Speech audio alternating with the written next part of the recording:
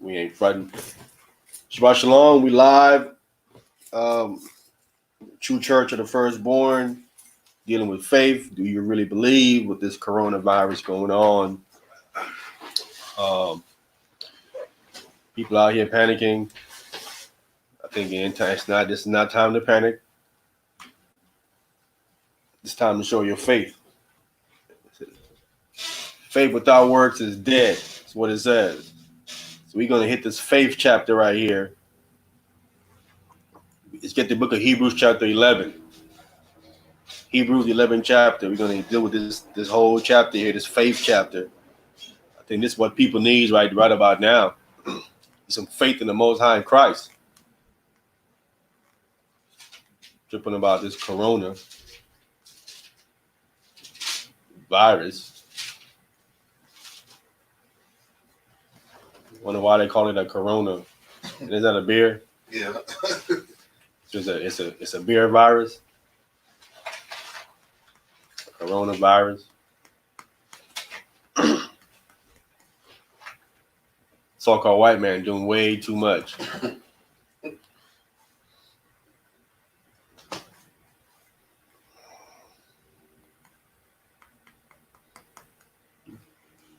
He's probably trying to make some money too at the same time. Well, what are you doing? Jacking the prices up.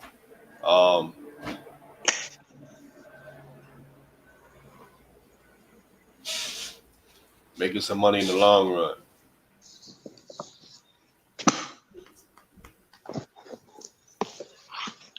All right. So who has Hebrews chapter 11 verse 1?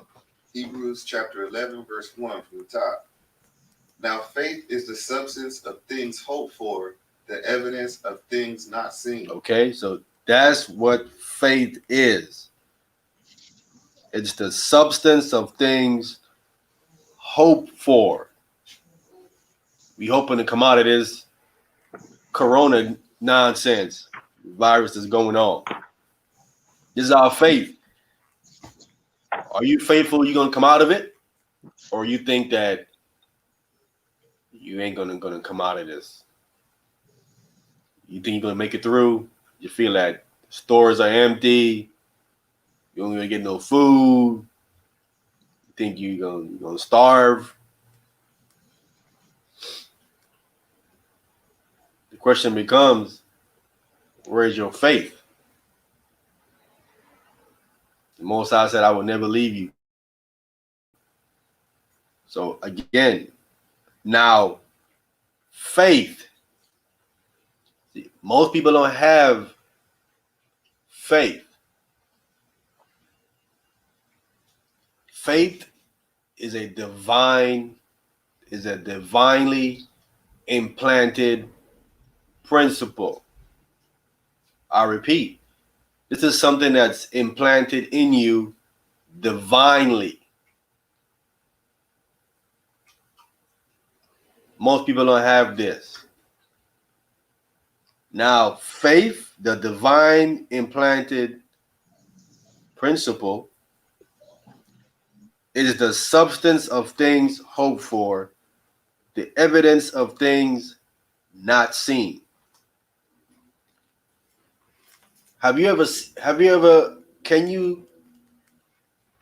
Something that's evidence, is something that's not seen evidence?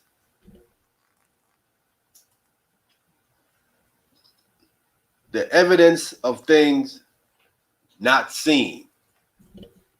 Can your evidence be invisible? Yes. It can? Can you come to court with evidence and they can't see it? No, you can't do that.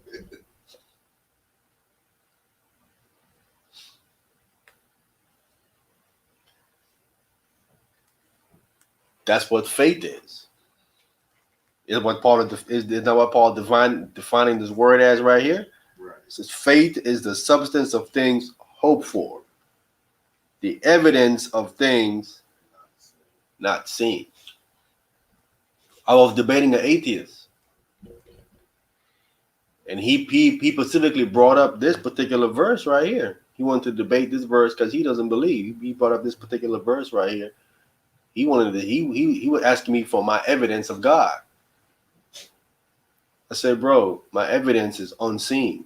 It's faith. I said, you actually quoted. You wanted to put this verse in the debate title. Because he says, where's your evidence at? I says, well, according to what you put in the title, it says right here that faith is the substance of things hoped for, the evidence of things not seen. I said, my evidence is unseen. You can't see my evidence. It's unseen. He kept asking for evidence, and I kept quoting the scripture for him, like he couldn't comprehend plain English. It didn't click. It didn't click. You see what I'm saying? It didn't click. What's crazy, man? He was saying to, I was like, man, bro, you just fulfilling prophecy. I told him. I said, God, Most already told in Jeremiah that the days are coming when they're going to say that the Most High doesn't exist. I said, Most High said, 1,000 years ahead of you. He knew already that y'all are going to be saying that he don't exist. He already said that thousands of years ago. So, yeah, the brothers say about to come on. Say he's about to tune in or come on. So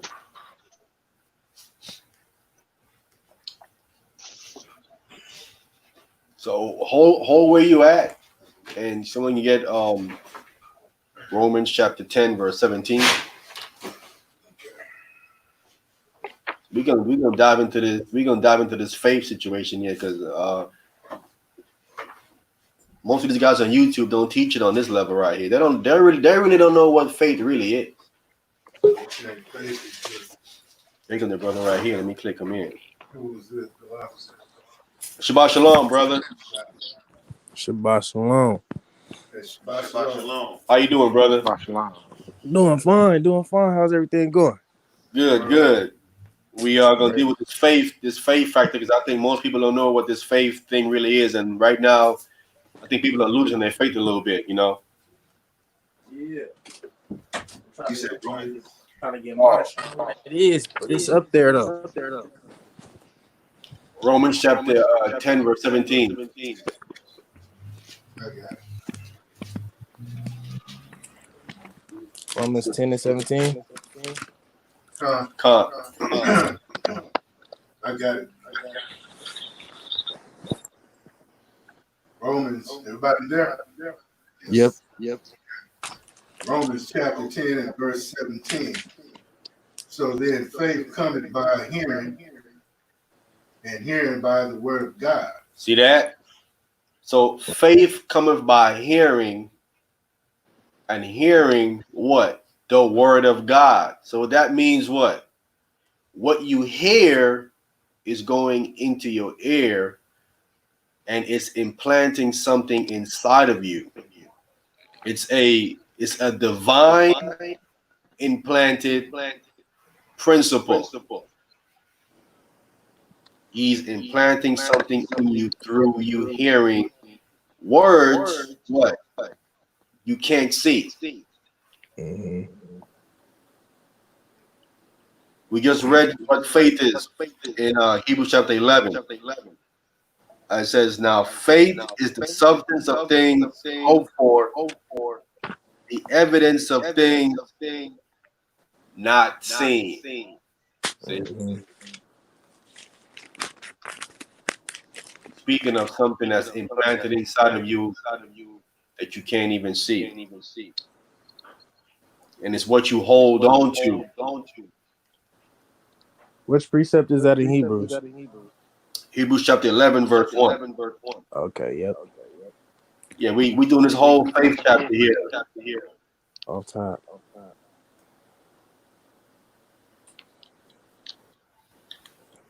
Again, faith is what most people don't have. They talk about it. They don't really have it though. Mm-hmm. It comes from above.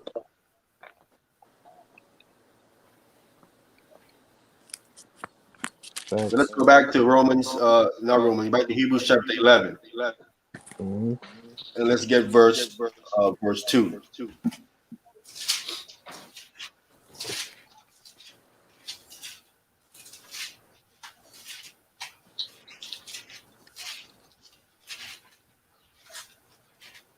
Hebrews chapter 11, verse 2. We all there? Read verse 1 again. Now faith is the substance of things hoped for, the evidence of things not seen.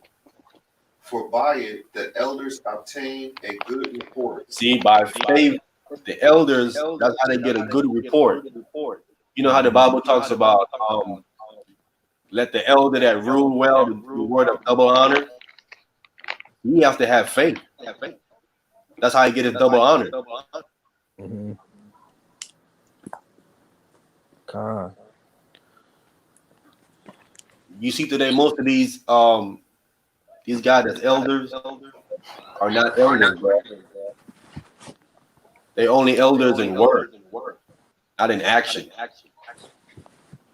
Like I've seen You know, the bar, because every time you talk, I see the bar staying light up. Gabar probably got, he asked me in his speaker, he got to probably click his mute his stick. I took you off, but it's probably because of my mic. My mic probably it brushed up against my beard or something. Y'all hear the echo too? Yeah. Okay. I'm gonna mute mine too then. All right. I'm gonna go ahead. So yeah, that's how the elders get a good report. To faith. Now I was saying I've seen like younger brothers who are actually leading the camp, and the older dudes who are supposed to be the elders are underneath it. It's backwards, is it not? Mm-hmm. Like the elders are supposed to be teaching the up and coming brothers. You know what I'm saying? Because he's seen more. He's been around.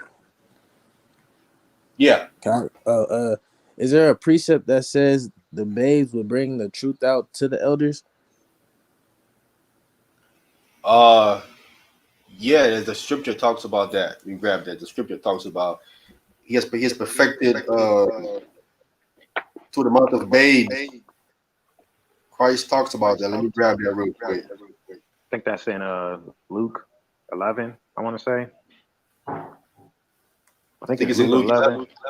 Yeah, I think Luke 11. I want to say 27, somewhere around there.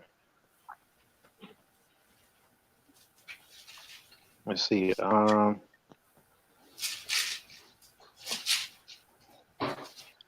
it's not 27. It's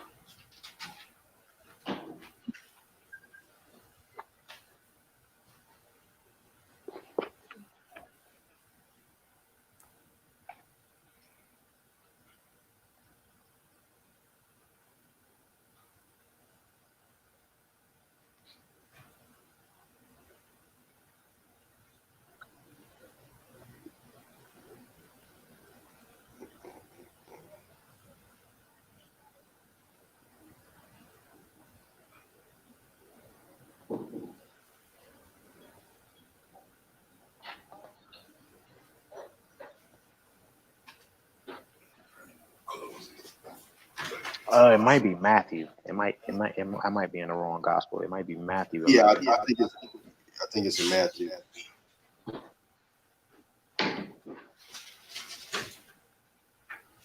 Matthew 11.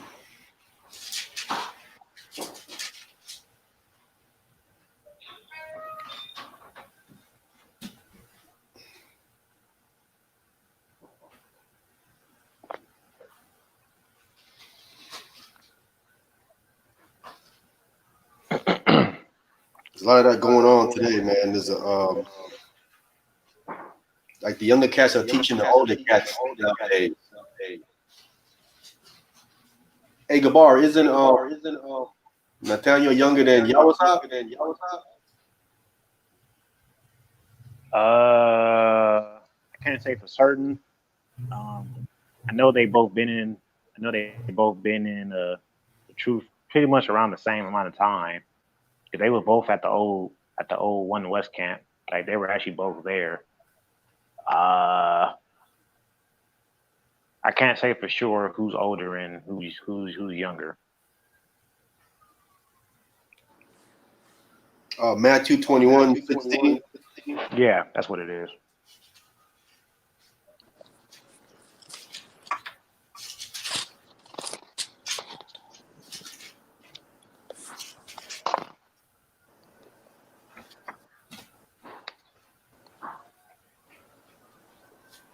Yeah, I see it.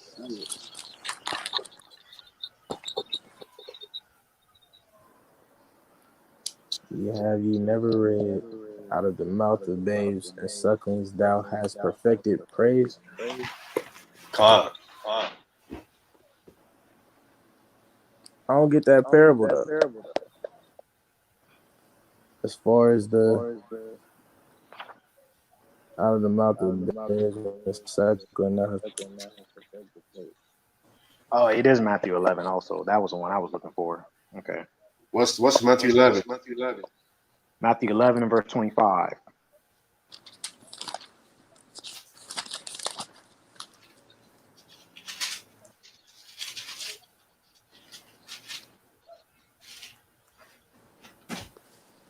Okay, yeah. Said Matthew 11 and 25. Con. Con. You want me to read it? Yeah. Okay. And at that time, Jesus answered and said, I thank thee, O Father, Lord of heaven and earth, because thou hast hid these things from the wise and prudent, and hast revealed them unto babes. So would that be bad that the elders are learning from the babes?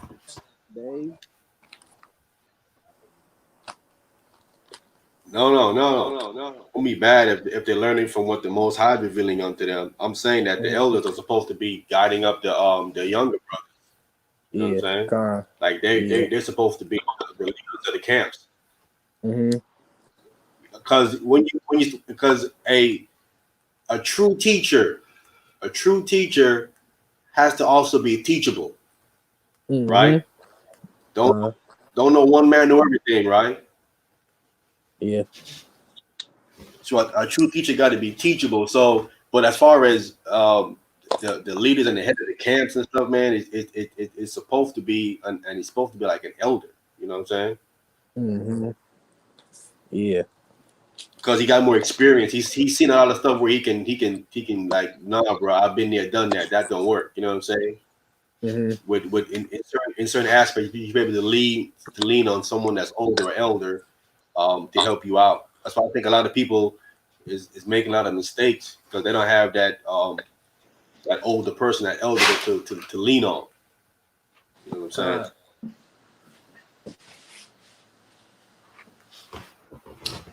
All right, we can come back to Hebrews chapter 11.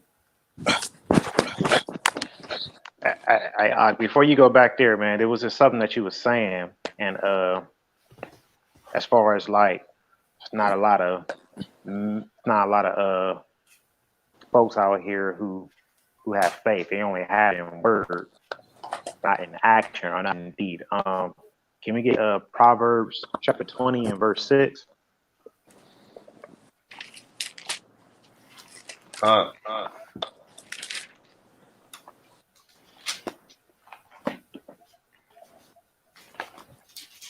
Proverbs chapter 30, verse 26. 20 verse 6. Can anybody read it? Yeah, I got it. Anybody can read it. Okay. You said you got it? Yeah. All right. Where's that Gabar? Yeah. Proverbs 20 verse 6. Proverbs chapter 20, verse 6. Most men will proclaim everyone his own goodness, but a faithful man who can find? All right. So I mean, just like you were saying, it's not a lot of people out here that really exhibit that faith. There's a lot of people that probably don't even talk about having that faith. But so a lot of men, they proclaim everyone their own goodness about, you know, how much work they done put in, how many years they've had in the truth, you know, how many folks they've woken up, so on and so on. But a faithful man, who can find? Who can find someone that is actually exhibiting that faith of a mustard seed that can move mountains? Like who can find that man? So with that, I'll turn it back over.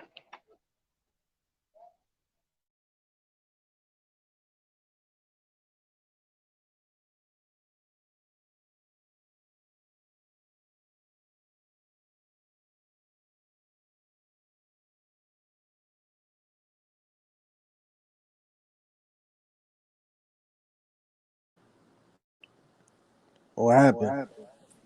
I think they having some problems with their Wi-Fi up over there. Oh, here it comes.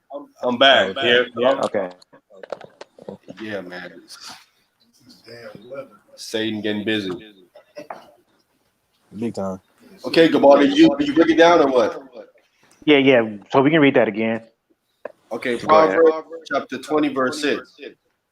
Most men will proclaim everyone his own goodness, but a faithful man you can find. Right. So as was already stated, a lot of men they proclaim the good things that they do. How many years they've been in the truth, how many people they brought in the truth. I mean, I've heard brothers talk about how many people they baptized. I mean, I've heard a lot.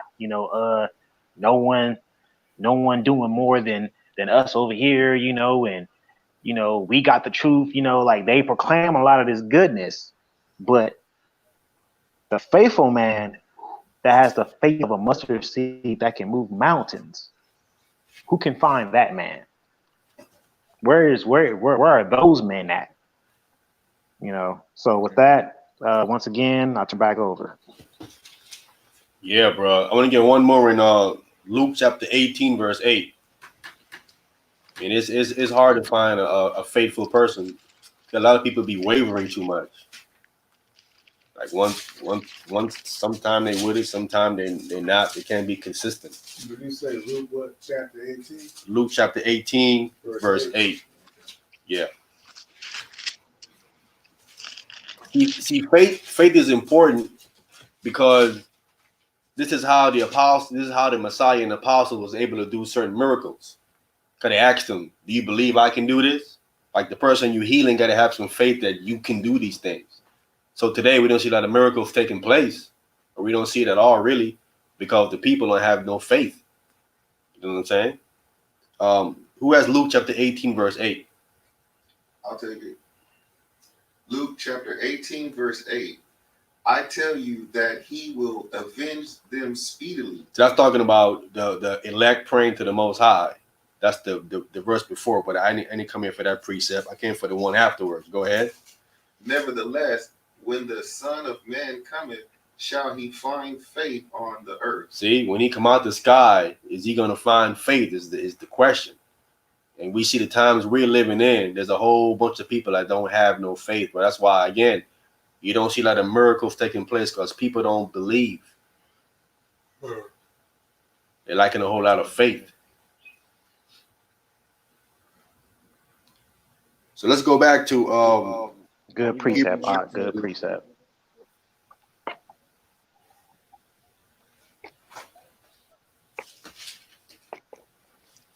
You said back to Hebrews. that's one of the things we're trying to accomplish. We're trying to get to the point where we can do miracles. But it's hard to do miracles when people you're trying to heal don't believe.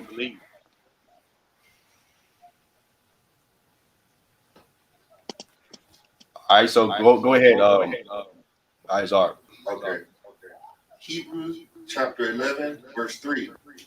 Through faith, we understand that the world were framed by the word of God, so that things which are seen were not made of things which do appear. Right. So through faith is what we believe that the worlds, meaning it's more than one worlds. They were framed by the word of the Most High. Okay, and the word of the Most High is the Messiah. He's the word of God. So the worlds were framed. You have different worlds here. Some people say that you're in your own world. There's the animal world or sea world. Nations can be referred to as worlds as well. Different nations can be referred to as worlds. So it's the understanding that you have of the word worlds. But this speaking of, it was framed by the word of God. That goes off into quantum physics. Now, I ain't going to speak too much about no quantum physics. That's stuff people don't talk about. So, but that goes into quantum physics, how you frame certain block of time, so to speak. When you go off into the zodiac, each one of those signs is considered a house. Each house is like 2,000 years. That's when the sun goes into a different zodiac sign. Those things are framed, and each house or 2,000 year period, depending on what the sign it is what dominate that particular era or 2,000 years, right? So that's going off into the frame, but that's speaking of more into quantum physics and different elements of how things was framed and how things play out in a particular era of human lifetime, right? But I don't want to speak too much about that. We get into the zodiac, we can go back into the zodiac, which means steps of degrees. It's basically speaking of the sun going through these different zodiac signs in the heavens created by the Most High, which he calls it in Job Mazarath. It's the zodiac that it goes through, but that's going back into what Paul is speaking here. Again, and we believe that Paul didn't write Hebrews. And some people are saying Paul didn't write Hebrews. I don't know, they're going crazy. Paul wrote the book of Hebrews. I was on this guy today trying to say Paul ain't write Hebrews. I don't know where they're getting that from, but Paul wrote the book of Hebrews. We went over this a couple weeks ago and proved that Paul wrote the book of Hebrews. All right. It goes on to say that so things that which are seen were not made of things which do appear. So the visible things were created by invisible, was basically what Paul is saying here. And they understand this through the operation of faith. Okay, go ahead. Verse 4. By faith, Abel offered unto God a more excellent sacrifice than Cain, by which he obtained witness that he was righteous, God testifying on his gift, and by it he being dead yet speaking. Right. So we see here that Abel offered up, it says God testified of his gifts, okay, that he was offered up. So we read in Genesis just of the one event of them offering, all right? But we see the gifts that this was going on for a period of time.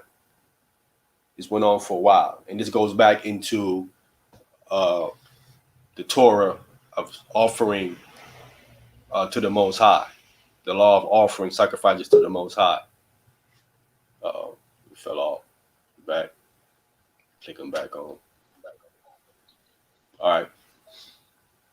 So we see that way back in the time of Cain and Abel, they had the law. They had the Torah back then. At least we know they had the law of sacrificing or offering to the Most High. That was clearly there. So if that's present, if offering is present, right, what also has to be present there? If you're offering up fruits and offering animals to the Most High, what have to be also present there? The law. The law, what else? An altar. You sacrifice the animals, right? Right. You need an altar, Mhm. right? An altar got to be there. So we know for a fact that at least an altar was there, right? It could also have been the entire tabernacle that was there. You know, right? Like Moses had in the wilderness. It could have been the entire thing that's there. We see elements of the law present there way back in Abel's time. So who you think taught Abel and Cain to do that? Adam. Adam taught that. So that would suggest to us that what? Adam was the what? The high priest. Right? Right. That would suggest that he was a high priest. And if he was a high priest, what order would he be in? Melchizedek. He would be in a Melchizedek order. See? He would be in a Melchizedek order. Kind of like what Noah and Abraham was in. Right? Because Abraham made offering, and he met Melchizedek, who did offerings in the land of Canaan as well. Right? Priest of the Most High God. Right? So we see elements of these things playing themselves out. Levi comes way after. Right? Because Noah and them was not in order of Melchizedek, but they still did priestly duties in offering different things and building altars. Those are all priestly duties that priest does, offering things to the Most High. Okay, so we see those things clearly there, right? And Abel did these things through faith. So we see clearly that even in offering to the Most High, these things are done through what? Faith. You have to have that. You have to believe. Go ahead. Verse 5. By faith, Enoch was translated that he should not see death, and was not found, because God had translated him. For before his translation, he had this testimony that he pleased God. See that? Read the next verse right quick. But without faith, it is impossible to please him, for he hath cometh to God must believe that he is, and that he is a rewarder of them that diligently seek him. Right. So without faith, you cannot please the Most High. You have to have that. You have to believe that the Most High is real. So for he that cometh to God must believe that he is, meaning that he exists. You can't be an atheist. You can't be wavering. I'm not sure. You got to believe that the Most High is, because without faith, which is the divine implanted principle, is impossible to please the Most High. Because the Most High is not a God that always reveals himself a lot. He's very secretive when it comes to himself. He don't do a lot of revealing. The prophet speaks about that in the so-called Old Testament, that he's a God that hideth himself. So you have to come with faith to the Most High. So we see that through faith, Enoch was translated. That's how Enoch got out of here without seeing death. It was through faith that happened. And some people are saying that Enoch died, which is crazy. It was just crazy. You know what I'm saying? And it says, and he was not found. That means they searched for him. If someone say, well, he wasn't found. Well, how would you know he wasn't found? Well, because we looked. We were trying to find him. That's how we know he wasn't found. It says, and was not found. Why wasn't he found? It said because God had translated him, took him. Because people are teaching actually that Enoch actually died a physical death. They said, which Paul is clearly letting us know, no, this man didn't die a physical death. He was translated. He was taken up. It says, for before his translation, for he was taken up to heaven, he had this testimony that he pleased the Most High. See, that's our goal as true believers in the Most High in Christ. One of our goals is to please the Most High. We're trying to please the Creator, trying to please His Son. Look how far displeasing the Most High can get you. It can get you up out of here. You don't see death. Shouldn't be like a goal you should want to try to obtain to. Yeah. It's why I think brothers should be trying to be teaching and pushing. Like, what kind of testimony it is for in days we living in for someone to get translated in these days. That'd be a powerful, testimony for us Hebrew Israelites that they cannot gainsay or resist. They can't speak against that. Like, wait a minute, his brother was taken up. He didn't die. Like, speak against that. They can't speak against that. Wow. These are goals to be obtained, brother. We need to try to get to. Go ahead. Hebrews 11, verse 7. By faith, Noah, being warned of God of things not seen as yet, moved with fear, prepared an ark to the saving of his house, by the which he condemned the world, and became heir of the righteousness which is by faith. Right. So the Most High warned Noah of things not yet seen, and he moved with fear and prepared an ark. So we know throughout Israelite history, whenever there is a disaster, something is going to come, the Most High is going to let us know. I say this to brothers all the time. I said, when push comes to shove, the Most High is going to intervene. He's going to let you know what you need to do if you are a true believer. You do not have to be panicking and fretting and nothing like that. You're a true believer. He's going to find a way. He's going to open up a way for you, and he's definitely going to let you know what you need to do. It's like he did with Noah here. Told Noah, like, this flood is coming. Prepare you an ark. We just got to listen to the Most High and comply to what he said. So there's no need to be panicking with this coronavirus stuff here. Whatever you need to do, if you're a true believer in the Most High in Christ, he's going to provide for you. He's going to let you know what you need to do. Go ahead. We're in verse 8? Yes. Okay. Hebrews chapter 11, verse 8.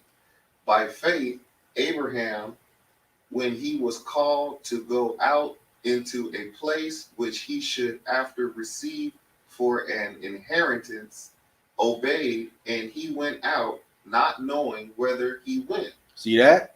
He didn't know where he was going. He listened. See, right here we see another element here that Abraham was called. He was called of the Most High.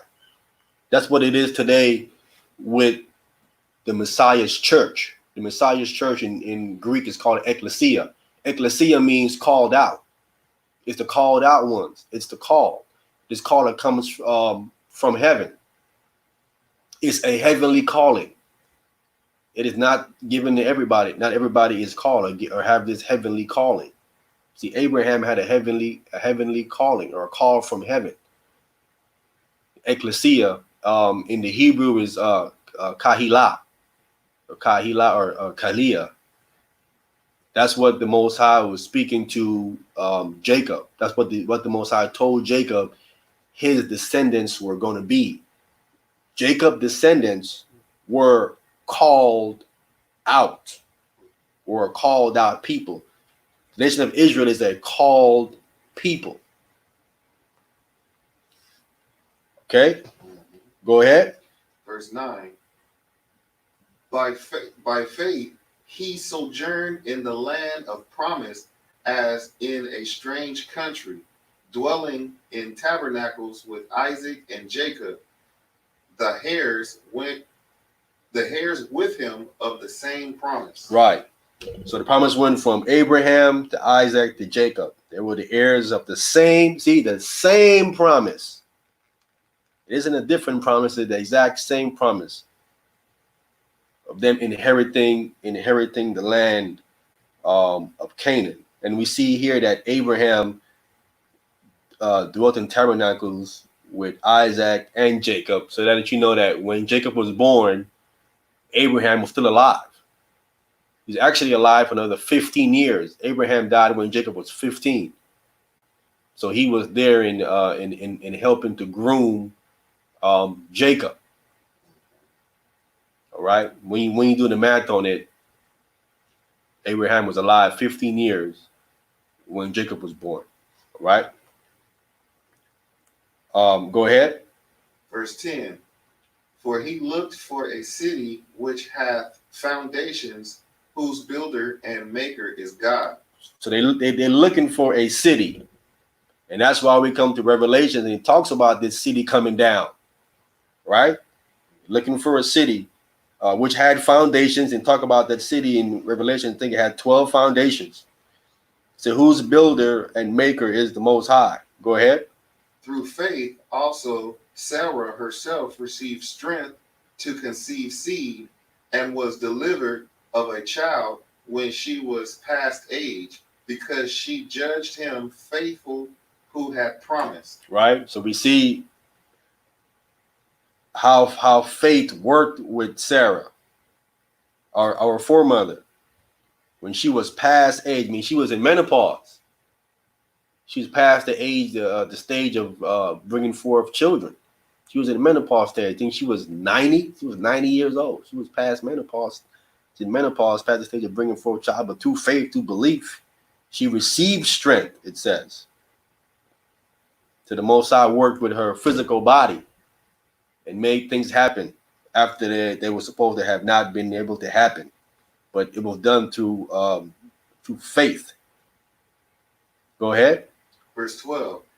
Therefore sprang there even of one, and him as good as dead, so many as the stars of the sky in multitude, and as the sands by which is by the seashore innumerable. Right. Okay. So I speak, the one here is speaking of Abraham. So that's even by one Abraham, and him as good as dead because of his age, how old he was. So many as the stars, because Abraham was name means a father of many nations. All right, so he's the father of many nations. So that's why it sprang as many in multitude as the stars, and at the sand at the seashore, which is innumerable. All right, go ahead. Verse 13. These all died in faith, not having received the promise, but having seen them afar off, and were persuaded of them, and embraced them, and confessed that they were strangers and pilgrims on the earth. Clearly, Abraham, Isaac, and Jacob, they died in faith. When you look up this English word, in is the Greek word kata, and it's according to. So these men died according to their faith, right? Their beliefs. And it's saying that because it says, not having received the promise, meaning the inheritance of the land. It says, but having seen them afar off. See, these men through faith, seeing these things happening in the future, seeing them afar off. It says, and were persuaded of them. They believed this was going to happen. So that immediately tells you, we're going to read down later, but it tells you that these men already knew that if they were told they're going to receive this land, that means what? And they die without receiving the land? That would have to mean what? Resurrection. They believed in a resurrection. Abraham, Isaac, and Jacob would have had to have believed in a resurrection. Because they were told they were going to get this promise, but they died not receiving it. So even from way back then, Abraham, Isaac, and Jacob understood of a resurrection, that they would come back, where that promise will be fulfilled. Okay? It says, and embrace them, and confess that they were strangers and pilgrims on the earth, and specifically where they were actually dwelling at that time. that were dwelling in a land at that time called Canaan. Canaanites was in that land, and they was only strangers and pilgrims to that part of the world in that land. Okay, go ahead. Verse 14. For they that sat such things declared plainly that they seek a country. Right, for they that say such things, yeah, declare that they seek a country. Say that they are what? Pilgrims and strangers. Right, in the previous verse. Right? Go ahead. Verse 15. And truly, if they had been mindful of that country from whence they came out, they might have had opportunity to have returned. Right. So they came out of Ur the Chaldean. That's where Abraham came from. If they were mindful or having a mind about Ur the Chaldeans, it might have been like, well, then go back to where you came from. But they wasn't focused on Ur the Chaldeans. They were focused on the land where the Most High brought Abraham to for them to possess that land as inheritance forever for their descendants. So they were not mindful of where they came from. They was focused on the future, looking forward. If there's any questions, what I'm saying, anybody can just click on and just ask the question, okay? Go ahead. Verse 16. But now they desire a better country, that is, an heavenly, wherefore God is not ashamed to be called their God, for he hath prepared for them a city. See that? So they're looking for a better country. Specifically, that is an heavenly. It's a where God is not ashamed. Wherefore God is not ashamed to be called their God, for he have prepared for them a city. If that city is coming down. Go ahead. Verse 17. By faith, Abraham, when he was tried, offered up Isaac, and he that had received the promise offered up his only begotten son. Right. So when Abraham was tested, tried, he is speaking of him being tested. He was going to offer up Isaac, and he that had received the promises offered up his only begotten son, which it is not only begotten son, it's beloved, his beloved begotten son. It wasn't his only son because he had Ishmael. Okay, so you can't say only, it's his beloved begotten son. When you go back and you study it in the Hebrew, that word there is supposed to be beloved, his beloved son, his beloved begotten son. Go ahead. Verse 18, of whom it was said that in Isaac shall thy seed be called. Go ahead. Accounting that God was able to raise him up even from the dead, from whence also he received him in a figure. See that? See, accounting, right? This is where Abraham believed. He believed in the resurrection. See, he says accounting that God was what? Able to raise him up even from the dead. See, Abraham understood of a resurrection, that he was going to be raised up again. You see that? He understood this, that God was able to do this.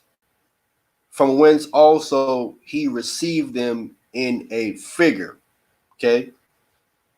So he went into the spiritual realm, the spiritual side. Go ahead. Verse 20. By faith, Isaac blessed Jacob and Esau concerning things to come. So Isaac, we know the blessings that got to both of them. A lot of people don't understand the blessings fully because they don't go into the Hebrew of it. Because the English version, they make you think that Esau got what Jacob got, and that would make no sense at all whatsoever. You couldn't give Esau the exact same thing you gave Jacob, but the Hebrew tells you that he didn't get the same thing. He got the crumbs. Go ahead. By faith, Jacob, when he was a dying, blessed both the sons of Joseph and worshiped leaning upon the top of his staff. Right. So Jacob also, when he was dying, blessed both the sons of Joseph, and he also gave his sons prophecy about what will befall them in the last days as well. So we see all these things are happening. These men are prophets. They prophesy. Abraham is a prophet. Isaac, him giving blessings, speaking of future things, he's prophesying. He's speaking for the Most High. A prophet is a mouthpiece. These men will be considered prophets of the Most High God. Having divine communication with the Most High, speaking of things to come in the future. And we also see here it says that also Jacob says and worshipped, leaning upon the top of the staff. So when I read that reminded me going back to the dream that Joseph had.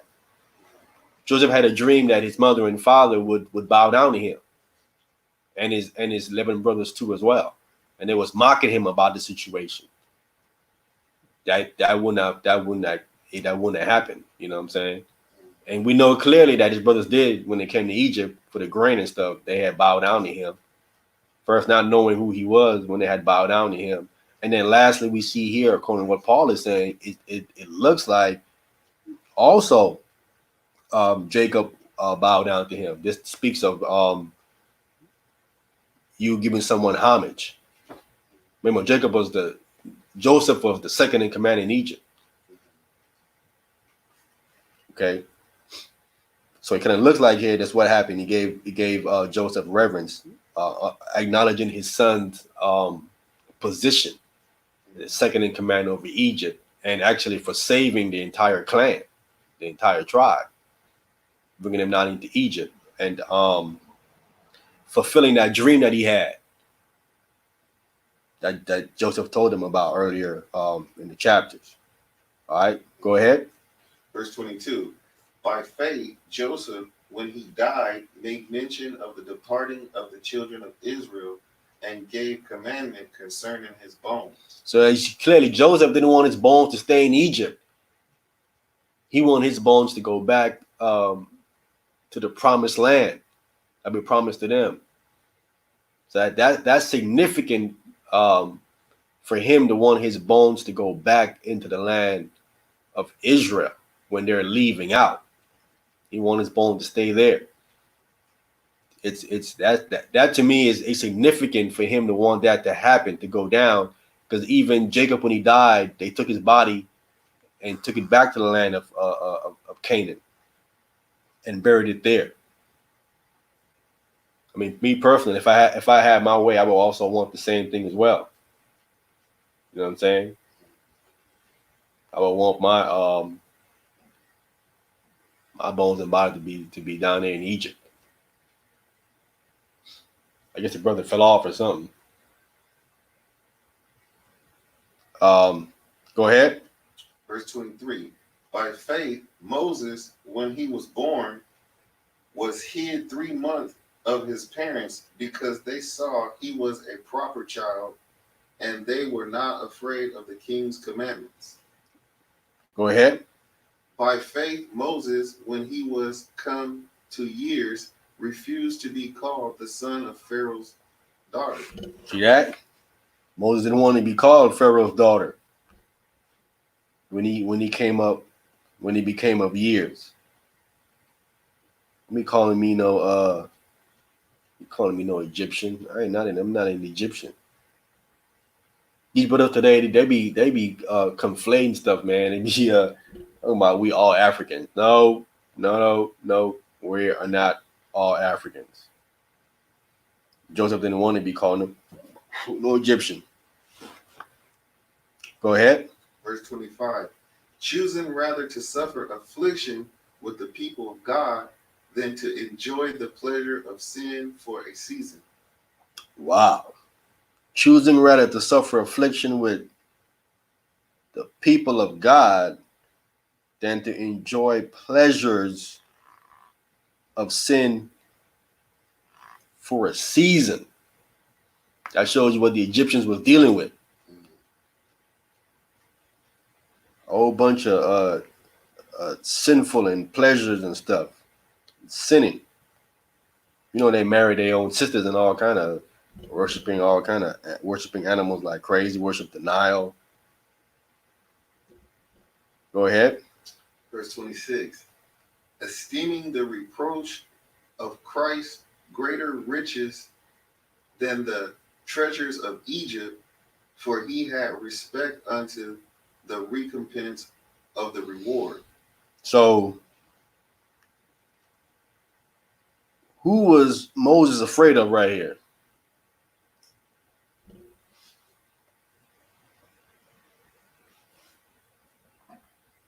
Christ. Christ. Esteeming the reproach of Christ. That's who was back there then in Egypt. Christ was back there in Egypt. He's esteeming the reproach of Christ greater riches than the treasures in Egypt, for he had respect unto the recompense of the reward. Go ahead. By faith he forsook Egypt, not fearing the wrath of the king, for he endured as seeing him who is invisible. As seeing him who is invisible. Who did he see that was invisible? God. Christ. That's who was there. He was there in his angelic form. It's kind of like that predator. You see how you look at him like he's not really there, like his armor, his thing can reflect light. But if you look real hard, you can see the outlining of him. That's kind of how in the an angelic being, it could be right there, but unless you focus, probably won't really see him. Or you probably won't see him at all, because that thing had the ability where he can just really reflect all the light, but you can't even see him at all. Even if you look real hard, he'd be right there, and you won't even see him there. His armor can reflect the light, but you won't know. Go ahead. Verse 28. Through faith he kept the Passover and the sprinkling of blood, lest he that destroyed the firstborn should touch them. See that? Through faith he kept the Passover. It's all these things we've seen are being done through faith. And the sprinkling of the blood, lest he that destroyed the firstborn should touch them. So we see here Moses, not only did they put the blood upon the doorpost, there was some sprinkling of blood going on here too as well. Go ahead. Verse 29.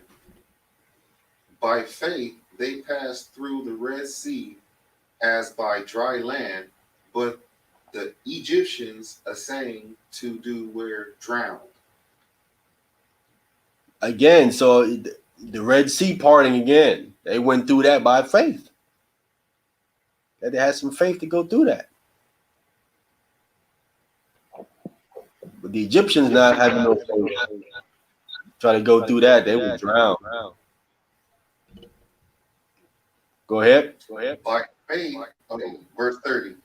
By faith, the walls of Jericho fell down after they were passed about 70 days.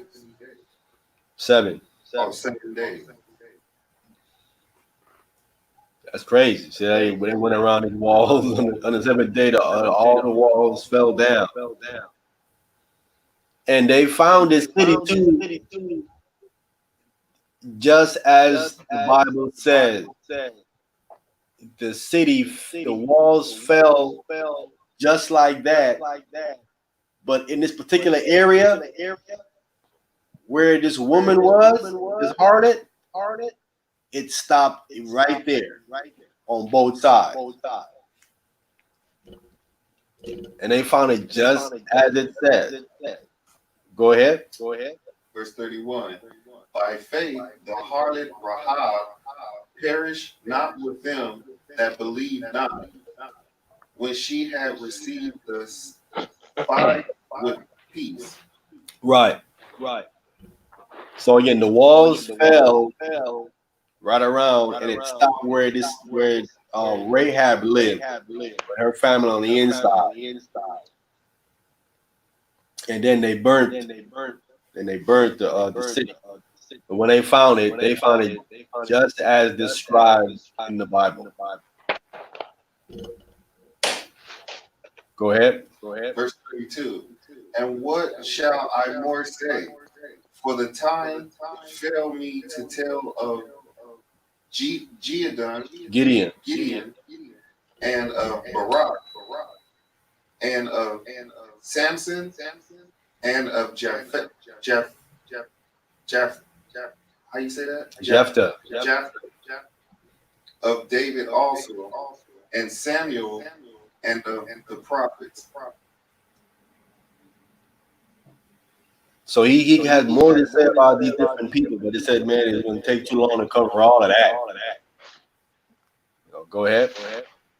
Who through faith subdued kingdom, where our righteousness righteousness obtained promise, stop the mouths of lions. Wow. Through faith, they did all of that. Subdued kingdoms. Wrath, righteousness. Obtained promises.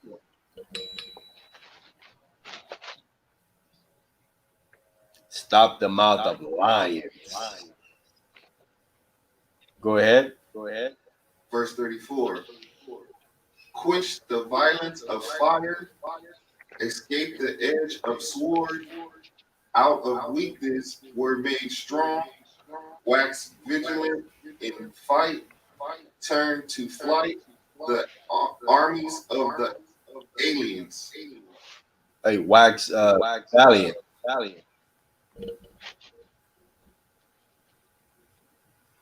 Yeah, they wax valiant, not vigilant. Valiant. Quench the violence of fire. That sounds like Shadrach, Meshach, and Abednego when they were throwing that fiery furnace. Escape the edge of the sword. Out of weakness were made strong. This is where you need that faith when things are going bad and you're feeling weak. So you get strong.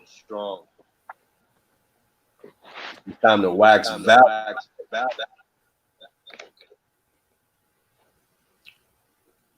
Go ahead. Verse 35. Women receive their dead raised to life again, and others were tortured, not accepting deliverance, that they might obtain a better resurrection. See that? So women had their dead raised back to them.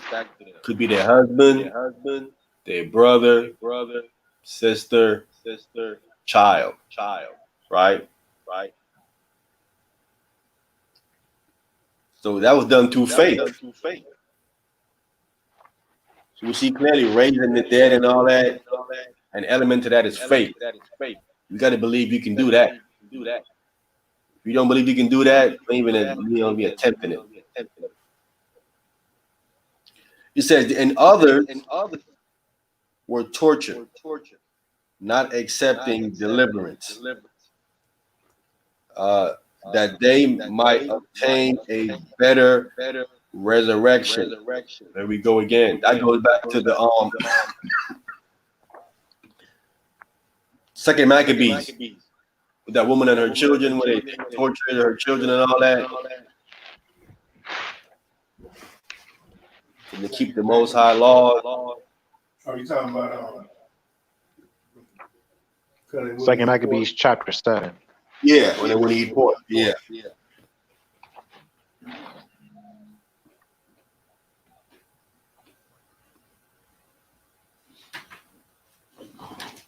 And he said second Maccabees. The second Yeah, means chapter 7, verse like 20, 29, 28, something like that. I mean, you could actually read the whole entire chapter. I mean, I don't know if we're gonna do that right now, but yeah, I mean, you can read the whole chapter and you can see how the sons, even like her sons, they knew that they would be in the resurrection, so they willingly took the death rather than eat pork, because they knew that they would be raised up for their obedience and faithfulness to the commandments. Right. So we see people today, man. They rather compromise come out of the Most High law because they're afraid to die. This woman and her children wasn't. See, these things are lost today, man. That's why I talk about the elders. We had that elders going back.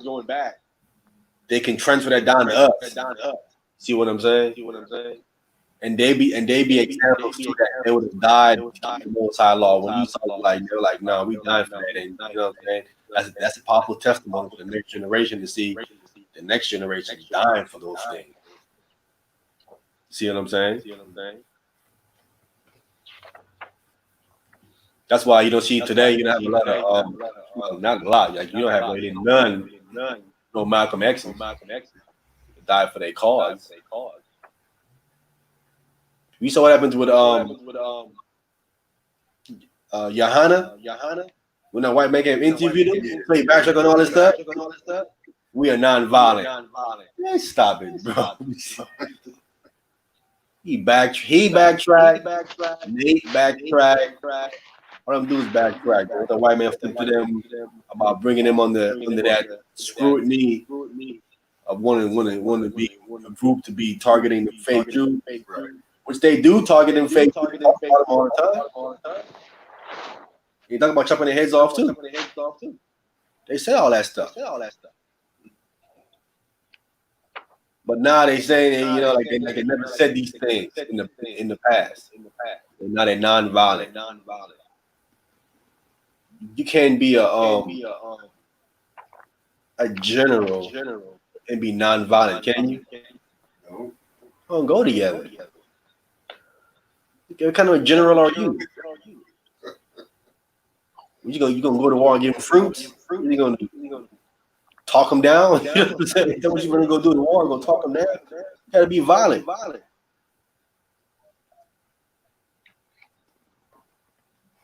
If I had them talk about white man, I'd ask them. So how come you a general then? I don't know no general that's non-violent. That's never before ever been heard in any kind of in history. A non-violent general. That's unheard of, bro. It's contradictory as ever. Go ahead. Verse 36. And others had trial of cruel mockings and scourings. Yeah, moreover, the bonds and imprisonment. All these things happened to some of these men in the past. And the women too. Go ahead. They were stoned. They were sawn asunder.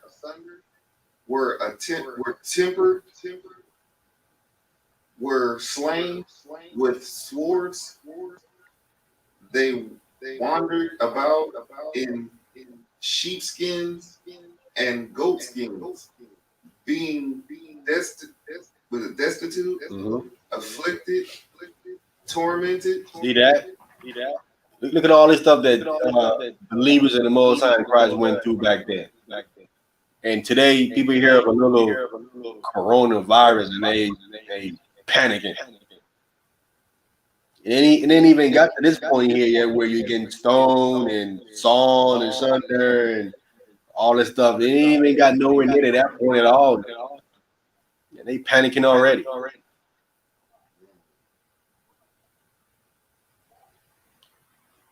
They panicking because they think that we won't have no food. It isn't that someone is saying, listen, we're about to cut you in half. You know, stop talking about that Bible. That's worse than panicking, ain't it? Talking about you. It ain't even intending about you ain't having no food. They acting crazy about it. Ain't gonna be no food. Versus the brothers in the past, sisters in the past, but they rough on that, bro. Tormented, sawn in half. Okay, well, no joke. One that about in sheep skins and goat skins was being destitute, afflicted and tormented. What about some coronavirus?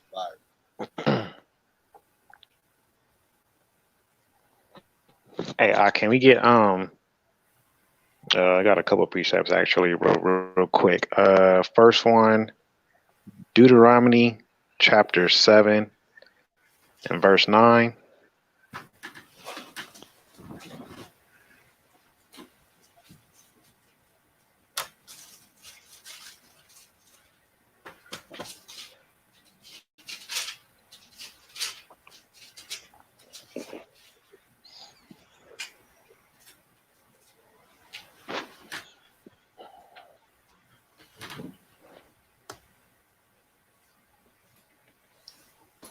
We're at Deuteronomy chapter. And then you said chapter 7, verse 9. Yeah. Con. Some might not go down to like what? What time probably go down like 7? Yep. Yeah, between 7 and 7:30. Mm-hmm.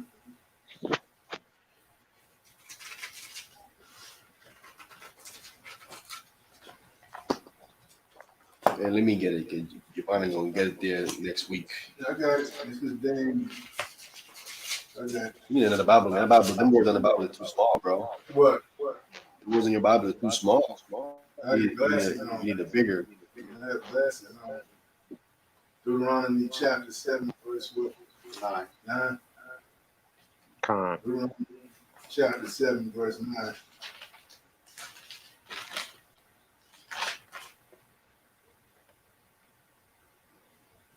Okay, verse 9. Know therefore that the Lord thou God is God the faithful. Where you bound to read it again? Verse 9. Come. Know therefore that the Lord thou God, he is God, the faithful God, which keepeth covenant and mercy with them that love him and keep his commandments to 1,000 generations. Okay, so this thing about faith, it starts with the Most High. That's because that's where it comes from. You know, just like the brother already stated, faith comes from the Most High because he has the ultimate abundance of faith that he shows to us time and time again. Everything that he says in his word, it comes to pass. All right. So that's how you know that his word is faithful, because he's faithful to what he commands and what he says is going to happen. So likewise, in this verse right here, it says that know therefore that the Most High is faithful, which keeps covenant and mercy with them that love him and keep his commandments. All right, so he's faithful to you as long as you are faithful to him. Okay, so like the brother saying, you know, everybody's in a mass hysteria about the coronavirus and all of that, and you know, just like I was telling the brother earlier before we went live, you know, I mean, this is just getting started. I'm like, man, they ain't in panic about this. I'm like, man, wait till they see what may come next. If that's what the Most High is going to allow to happen. Like if this is having these folks panic, you know, they really not going to be able to handle what may come thereafter. Um, so, but again, like if you keeping the Most High's commandments, He's going to be faithful to you because you're showing you faithful to Him. Let me get another one. Let's go to. But before you go there, the last part of this precept says, to 1,000 generations. Mm-hmm. 1,000 generations.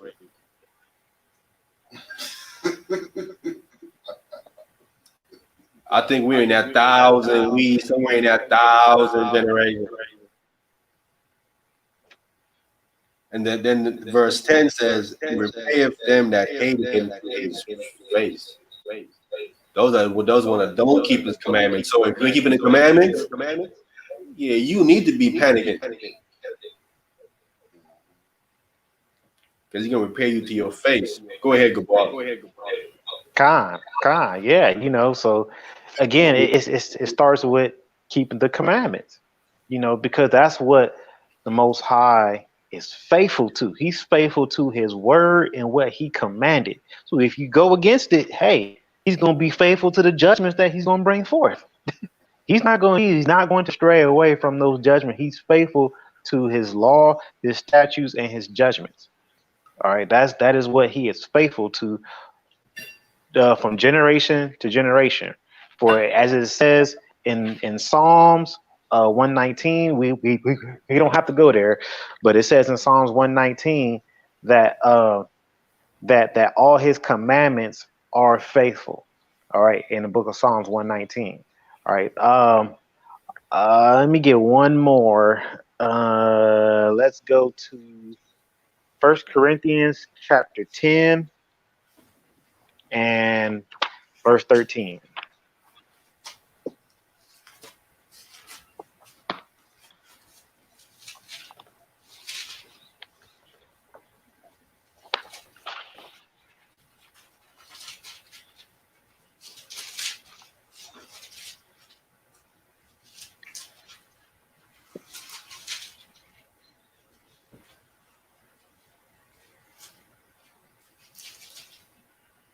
All right, 1 Corinthians chapter 10, verse 13.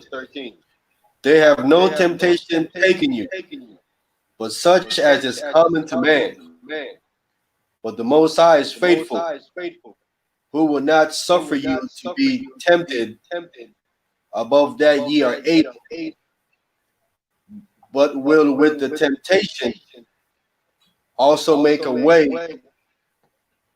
to escape, that ye may be able to bear it.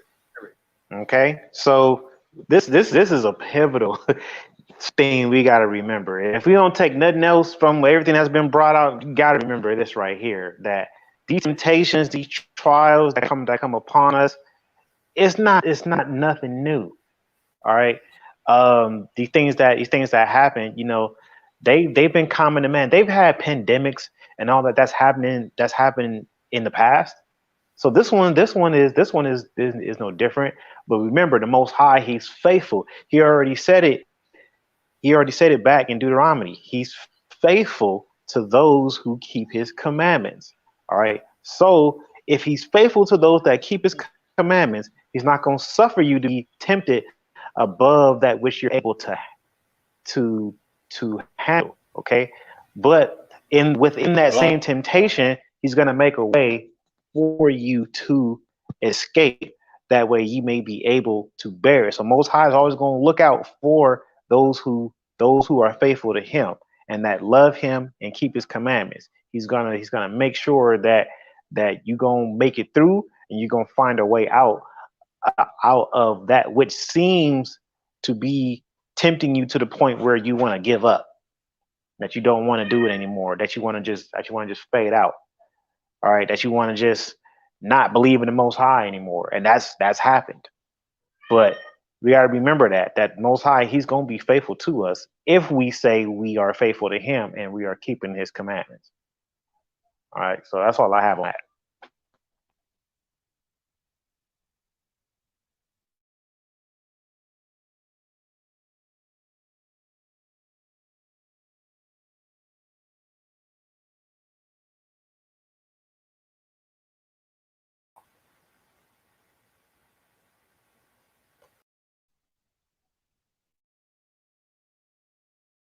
Into the stream.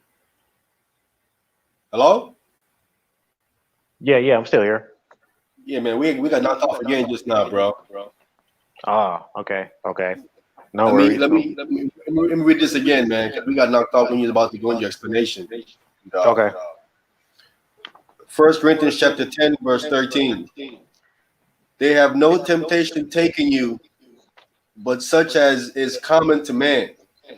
But God is faithful, who will not suffer you to be tempted above that ye are able, but will with the temptation also make a way to escape, that ye may be able to bear it.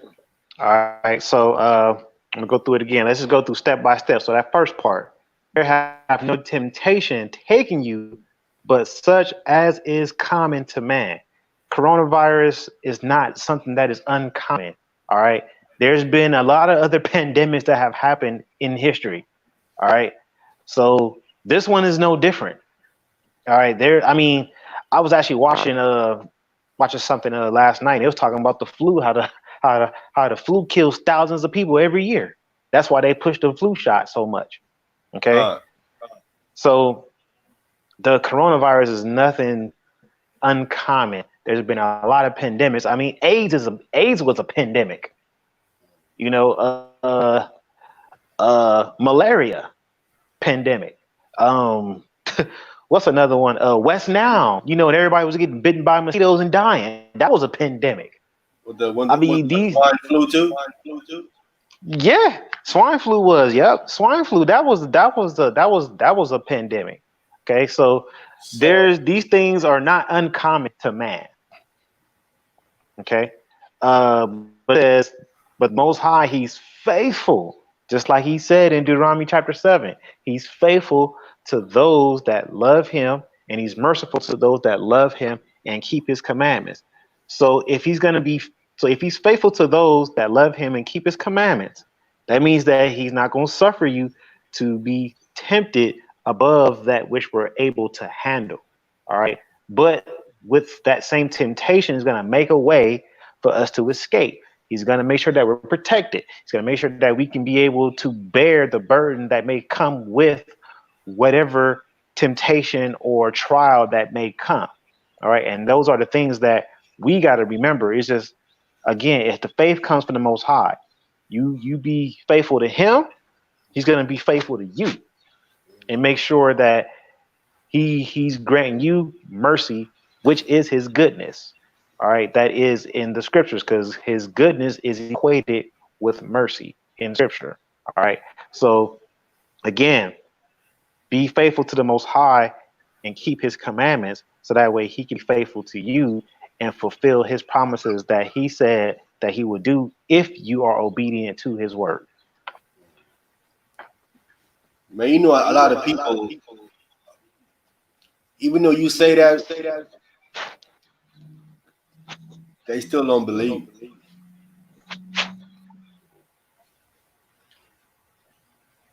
Con. They don't.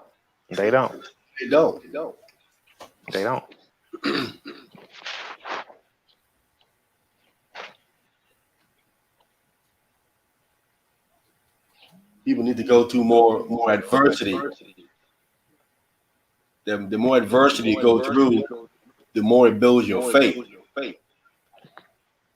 The less adversity you've been through, you really have no faith.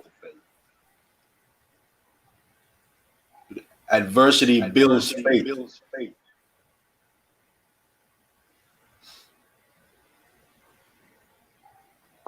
People look at this thing as a faith builder. This is your chance to build your faith. It's an opportunity for you to build it up. Mm-hmm. Yeah, because just like we were saying before, you know, if they getting worried about this, let's just say that this is just a precursor to what they may have behind the scenes that they ain't even revealed yet. They panicking over this, and I'm like, oh my gosh, they mean that they're really not ready for what may come after. Right. They not gonna be ready. I think a lot of these people are not faithful because they know they're not keeping the commandments. See that they know that, man, I haven't been keeping the commandments. I haven't been doing this. I've been doing what I know I should have been, but because of there wasn't nothing in the air looming or nothing like that, so they kind of kept it what they're doing. But now they seen things are happening where it might threaten their little secure living,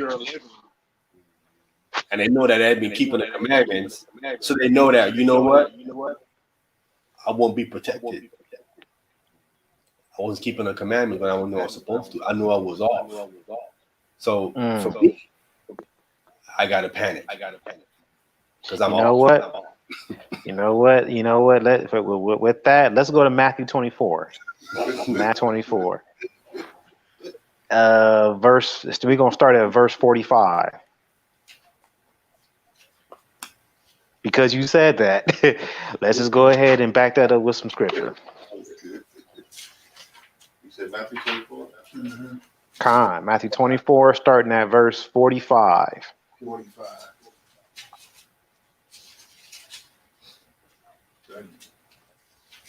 I got you. You said verse 45? Con. Okay. Matthew chapter 24, verse 45.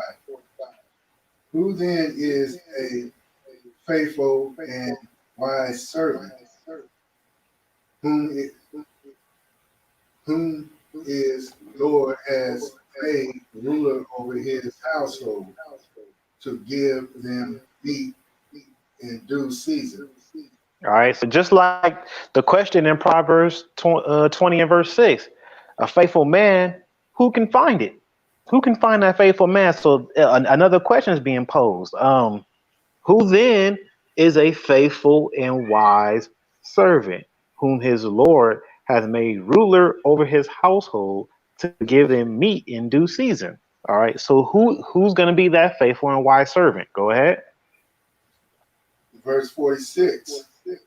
Blessed is that servant whom his Lord, when he cometh, he shall find and shall do.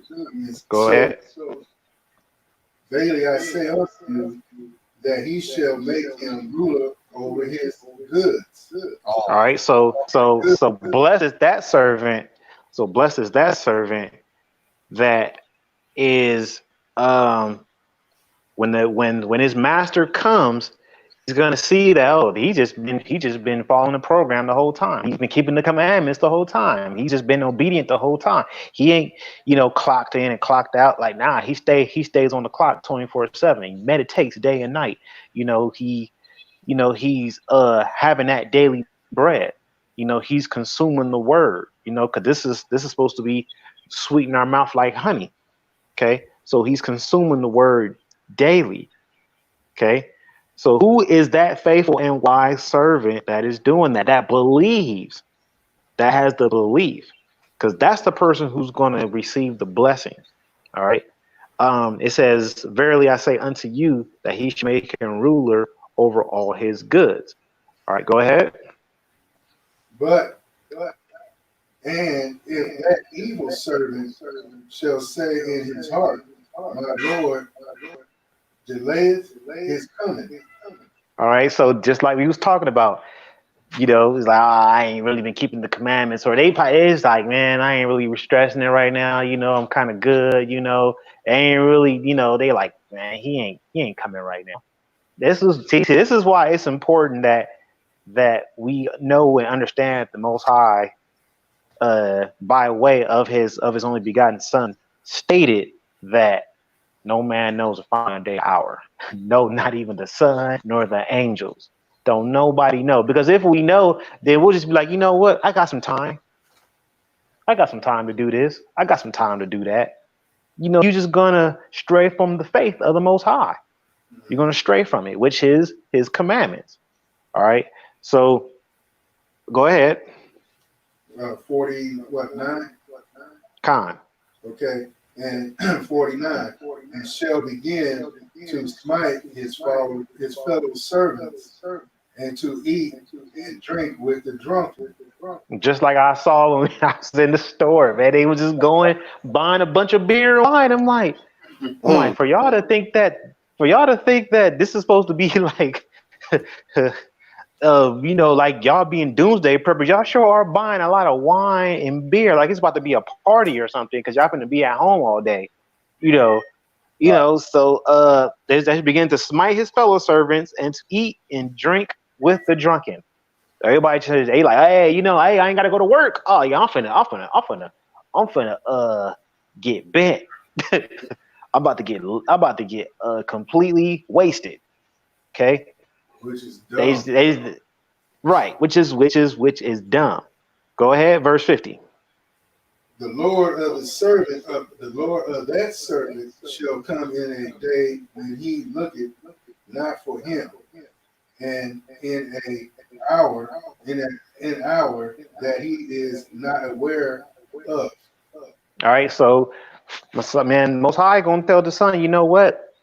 They don't even know you coming. Go ahead and go now. it's gonna be like a thief in the night. Most High just gonna get a call, and that's gonna be it. You probably won't be able to finish blinking your eye, and it's gonna happen.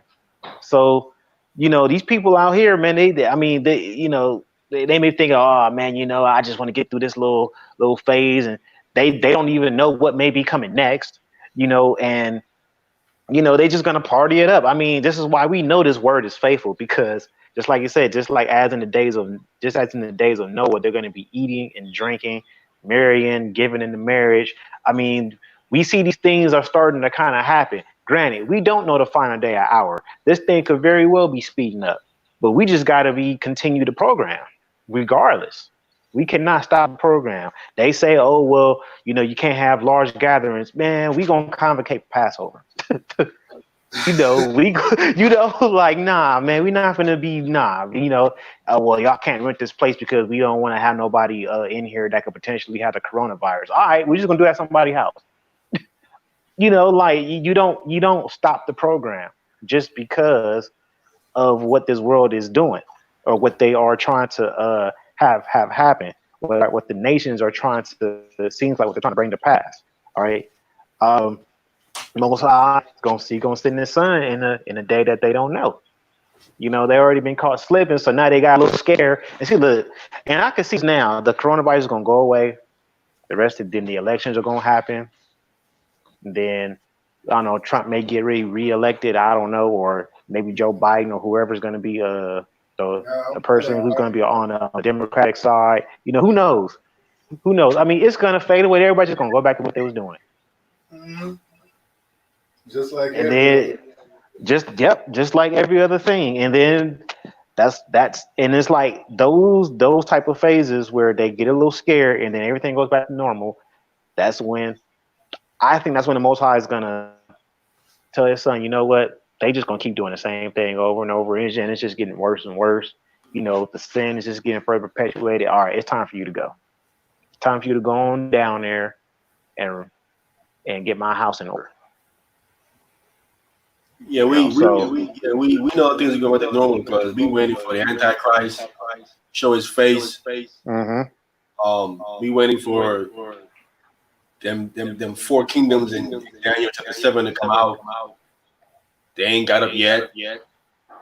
That one beast that came together in the what chapter is that in Revelation, the 13th chapter?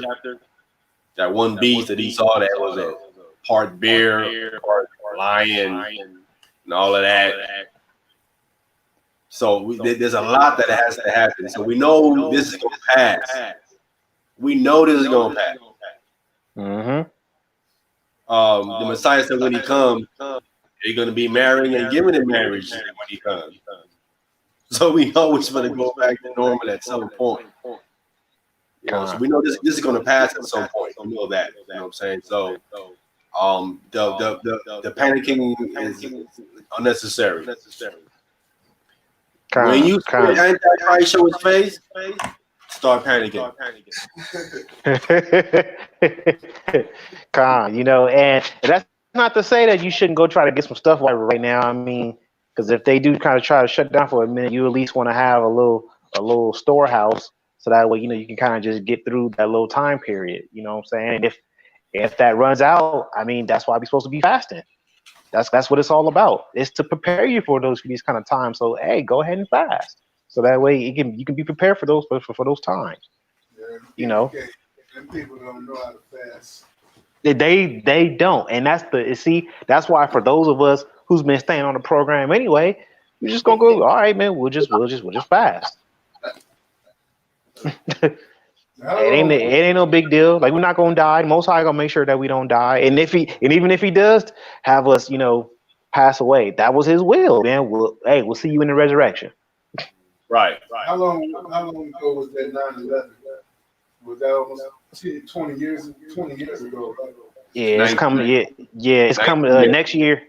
Yeah. Next year will be 20 years in September.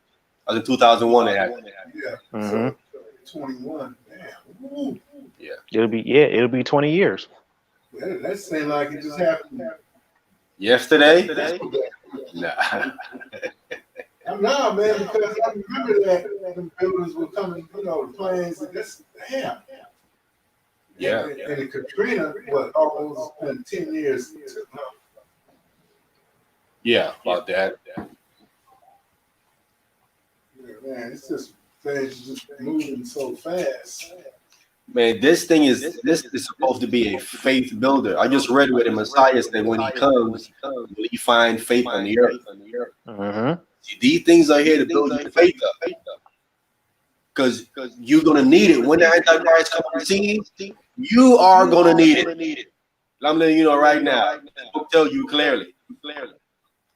He is going to attack them that keep the commandments of God and have the faith of Jesus Christ. He's going to target you and attack you.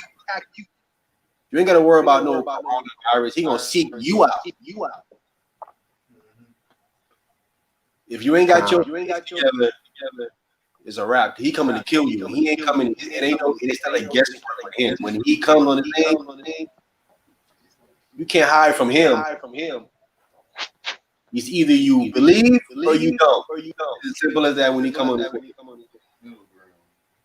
So use this as a faith builder to build your faith up. Because you're going to need it. Con.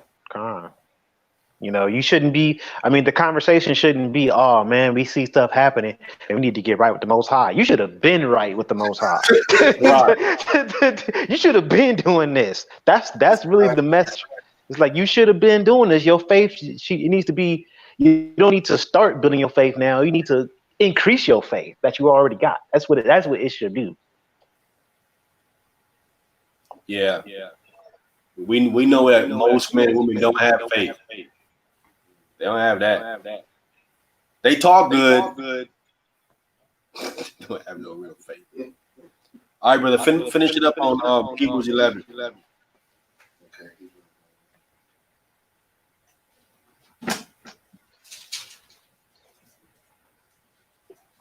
You in verse 38. Oh, I thought you finished that out already. No, we didn't finish that up. Okay, I get back there. Okay.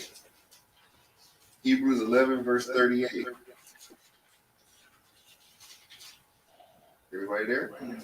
Read verse 37 again. Hebrews 11, chapter 37. Verse 37. Verse 37.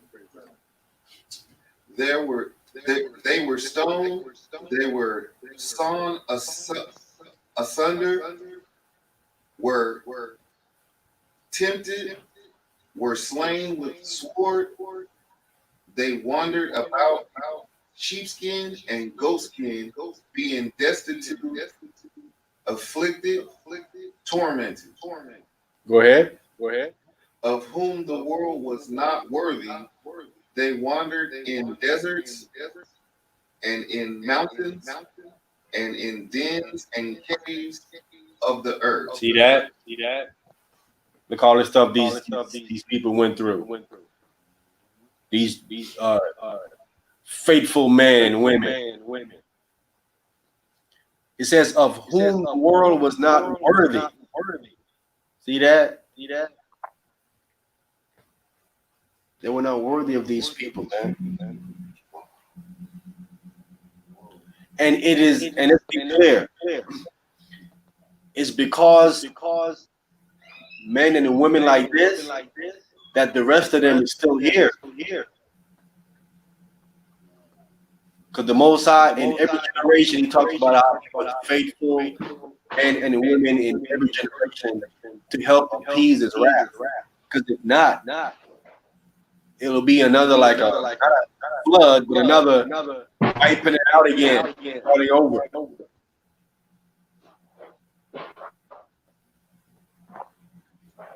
Okay. So they was in the dens and the caves of the earth. All this stuff these people went through. And they endured tough affliction. Go ahead. 39. And these all, having obtained a good report through faith, received not the promise. See, all this, they obtained a what? Good report. The report that they was faithful to the end. They stayed down. You have people who come in, they be in for a while, and what do? Jump ship. They go back out there in the world. A lot of people are coming to the truth, come into the light, and they go back out into the world. They left that world knowing that stuff out there don't work. Let's be clear. That stuff in the world don't work. What is out there? Bunch of what? Gangbanging, smoking weed, drinking in alcohol, whatever it is out there. You have people who is rich and all of that, and they're not happy. Money don't make you happy. You're chasing something that now you're going to find happiness in. You're chasing a whole bunch of naked women that you're not going to be happy with. You're chasing a whole bunch of with people who you're not going to be happy dealing with them neither. The next thing they backstab you. There ain't no honor amongst thieves out there. There ain't no honor out there. Out there is it's killed or be killed. Ain't no respect out there. There's no respect nothing out there, man. I mean, their conversation is vulgar. Every minute they cursing and all that. There is no kind of morals or kind of lying stuff out there. I remember before they even tell you out there in the world that snitching was wrong. Snitching is in now, isn't it? Isn't what the guy from IUIC says? Mm-hmm. He says, man, if I see it, I'm going to tell. Yep, they're going to call Esau on you. That's exactly what they say. Exactly what he said he'll do. They're going to call Esau. That's what they say. Yeah. And he's supposed to be in the truth. Where is that in the truth at? Book don't say that. He said, how dare you go to law to the ungodly and not before the saints? It says. Why you bringing him in the picture? You ain't seen nothing. Tell Esau I ain't seen nothing. Wow. You go snitching, what happened to you? Snitches get stitches. Stitches get stitches. Stitches gets caskets. That person gonna tell his buddies and his boys, they're gonna compare you and your family and whoever is with you at that time of visit. Ain't nobody gonna escape because they don't want no witnesses. Or you finna go tell? Well, go. Ain't not using no wisdom at all, bro. No wisdom whatsoever. Now, what if someone goes snitch on them about their situation with that sister that passed?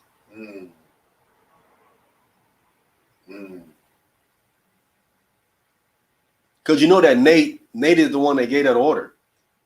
Mm-hmm. Remember he was saying all that stuff about you need to die now. Mm-hmm. If you listen to leadership, you need to die now. You need to die now. He kept saying that over and over again. If you don't listen to leadership, you need to die now. That's what he kept saying over and over again. And next thing you know, what happened? Sister ended up dead.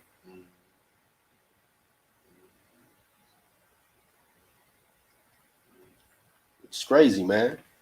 So IUIC is admitting that they gonna snitch. I'm gonna tell Esau.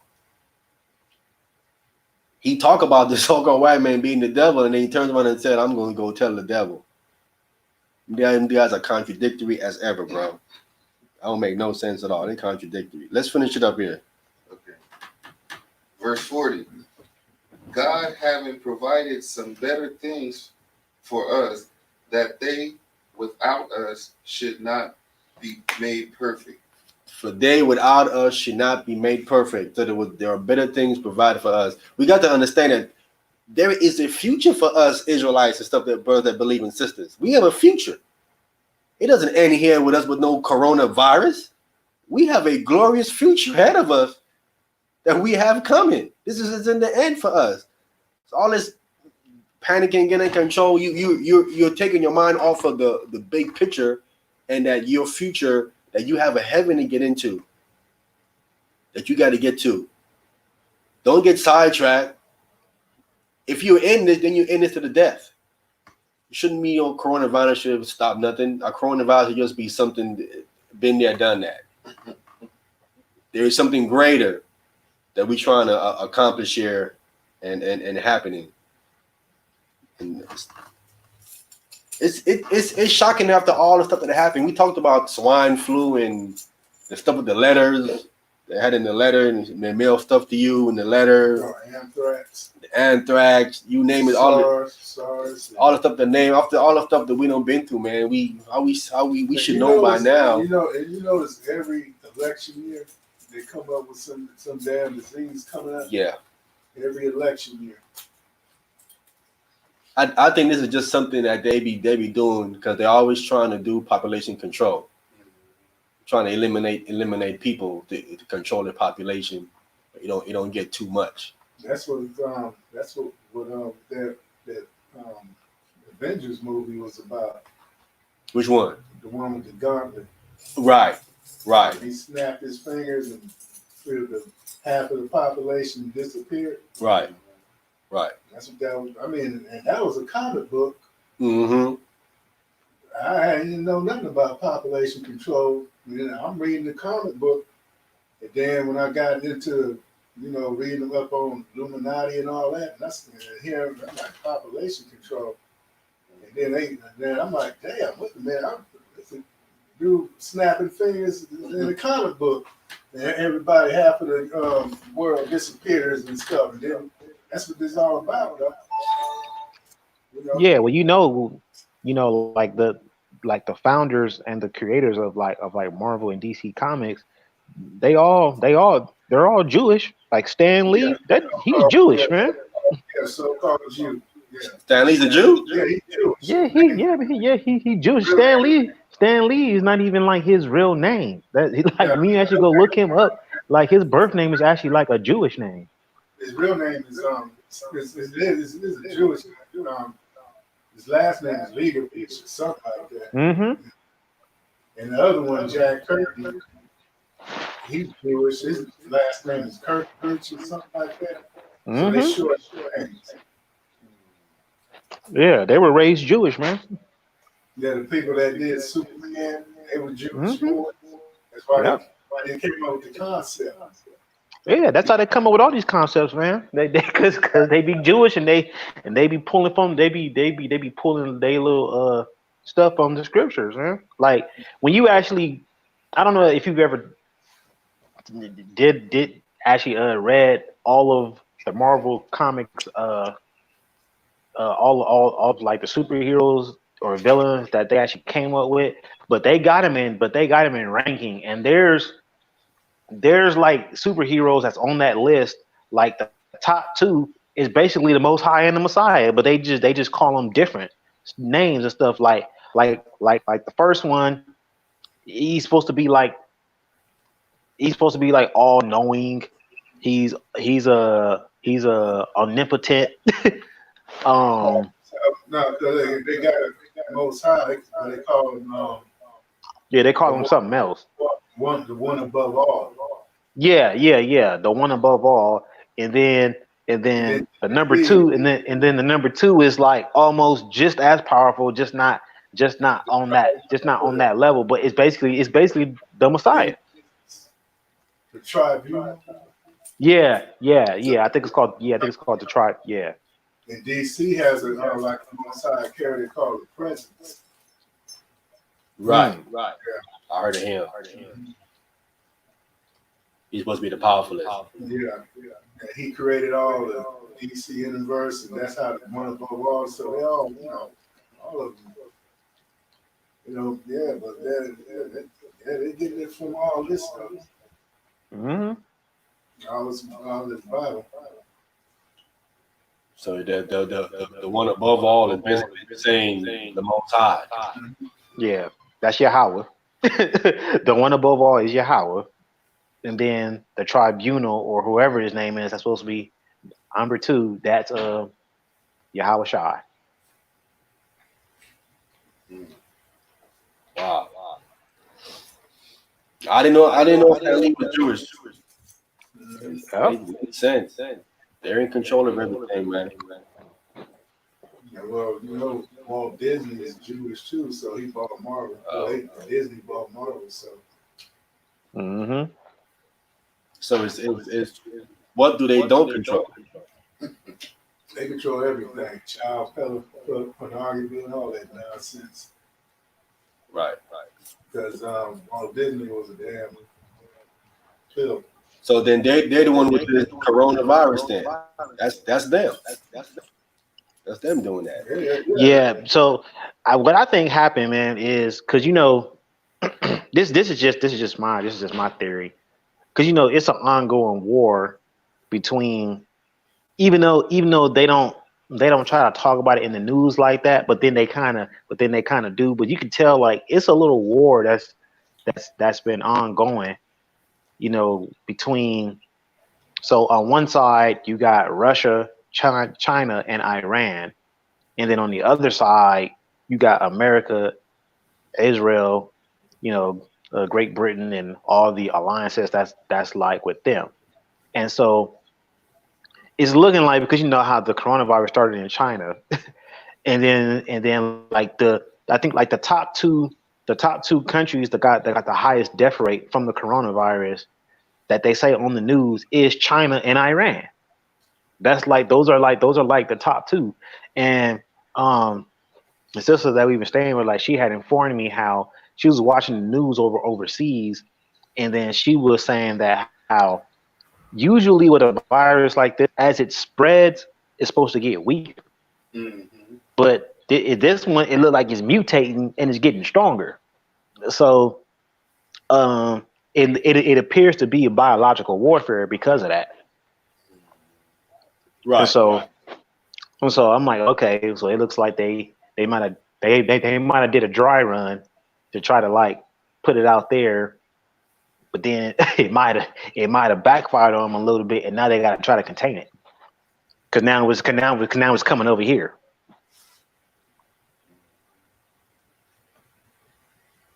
Chickens coming home to roost. Yeah, I actually got a notification about 15-20 minutes ago. I guess they had tested Trump for the coronavirus, and they said that he don't got it. That's what the White House says. Yeah. He probably got it. He has another virus. Stupidity. Test him for that. He been butchering all the stuff he had. Yeah, he can't spell. He can't. Here's another virus. You know what I'm saying?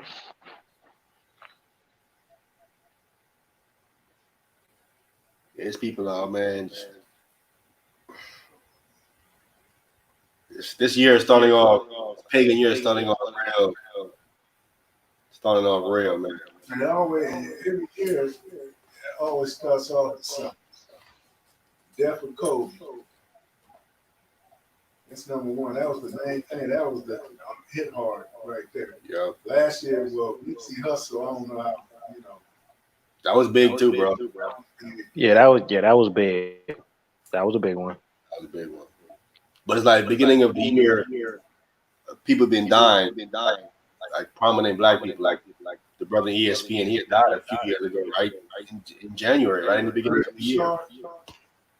That was Bruce. No, Scott Stewart. Or Stuart Scott. Yeah. Yeah. And then another brother had died too. Another brother, I forget his name. He passed away too. Brother from Friday. The brother from Friday. Yeah, man. Oh, yep. Yep, he died. She just died 2 weeks ago. Which lady? Which one? Played, The mother? yeah, no. Well, she been dead. Only played Jackie Jackson's mother. Oh, okay. Yeah? Yeah, she was 73, I think. Okay. Down. No, Not Thelma. The mother. Lola. The neighbor. The neighbor, the one that was Jackie Jackson's foster mother. Falana? Was on. Yeah. She died a couple of weeks ago. Wow. And then they found Floyd Mayweather's ex dead in her car Mhm. a couple of days ago. It's like what? Suffocation? How she died? I don't know how she died. They didn't say how she died. They just And they said, yeah, they just found her car dead. Yeah, that's the one he went to jail for beating her. And she had 3 of his children. Hope it had nothing to do with it. Yeah, but they said something that they were supposed to be was going to court over 20 million. He owed her. And then she ends up dead. Yeah, in a driveway. It's crazy, man. Then we got this corona. So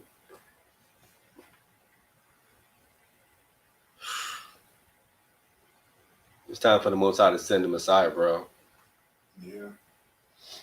We know things got to happen first, though. We know there's prerequisite of stuff got to go down before, but this man he's been doing a lot. He's been doing a lot, man. Since 70 AD to he's been doing a lot. Yeah, well, you remember that brother when we was at the movies that time in Kazakh, Barack Kazak's homeboy was talking about how he saw evolve from the caves, how he got all this technology of man coming out of these caves, and look where he's at now. Right. With all this technology. You talk, and I mean, the dude came from the damn caves. Right. The caves. And how the hell he got all this technology to do all this stuff? He was dumb. He couldn't even wash his butt. He walked like this dog. And then, smell everything. And then all of a sudden he comes out of the caves and he got all this technology. The hell? He had a spiritual advisor. Yeah, same.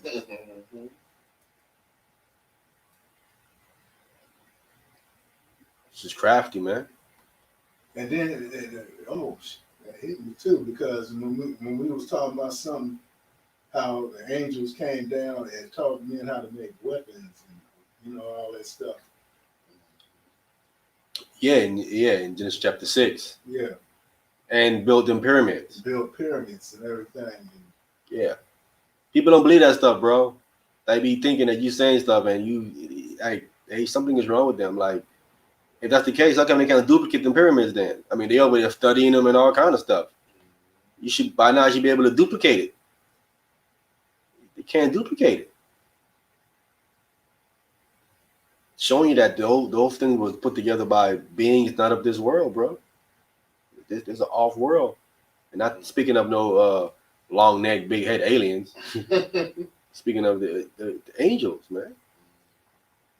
Yeah, on they the left hand side. They taught women how to seduce men, like how they can put on makeup. Yep. I'm talking about to do all that stuff. That's why it says in Genesis, the Most High was grieved in his heart. You know what I'm saying? And he was going to destroy them. They've gotten real wicked, bro. It's like it says every thoughts of their mind was nothing but wickedness. Like nothing came in their mind about doing something right. Every other thought was doing something wicked. Constantly over and over and over again, man. See, Esau know what it is, man. That's why he's doing what he's doing.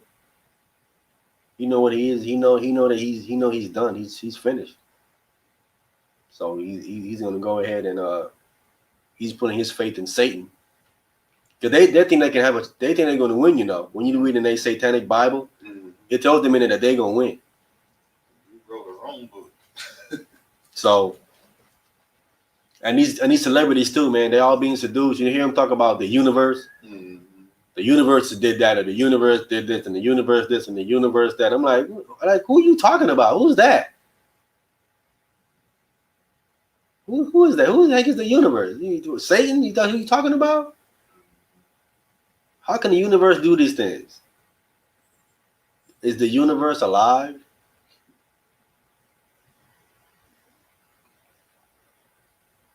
I'm asking you, do you think the universe is alive?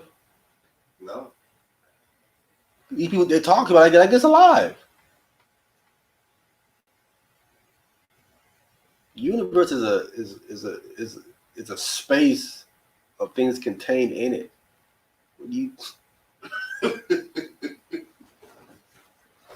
It's like saying this room did it.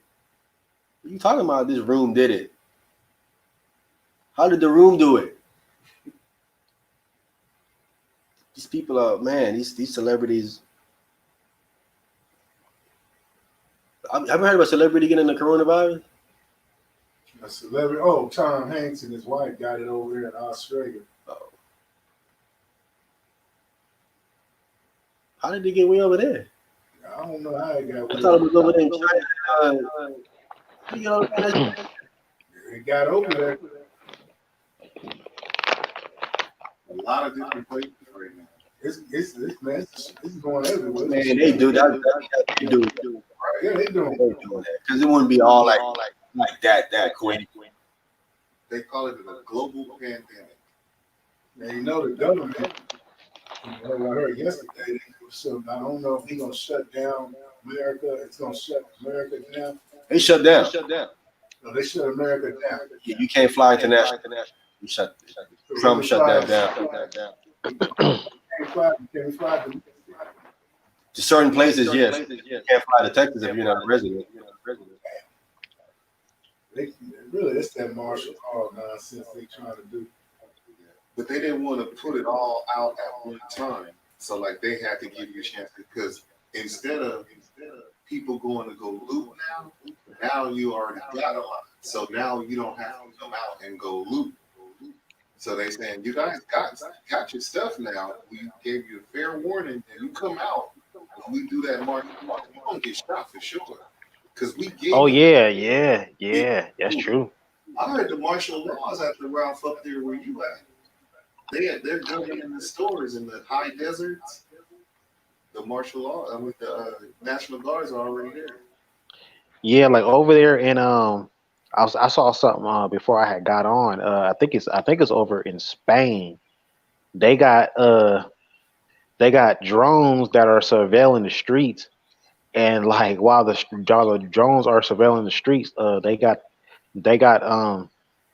the police out there making people stay inside their homes while the drones are surveilling the streets to make sure that nobody comes out.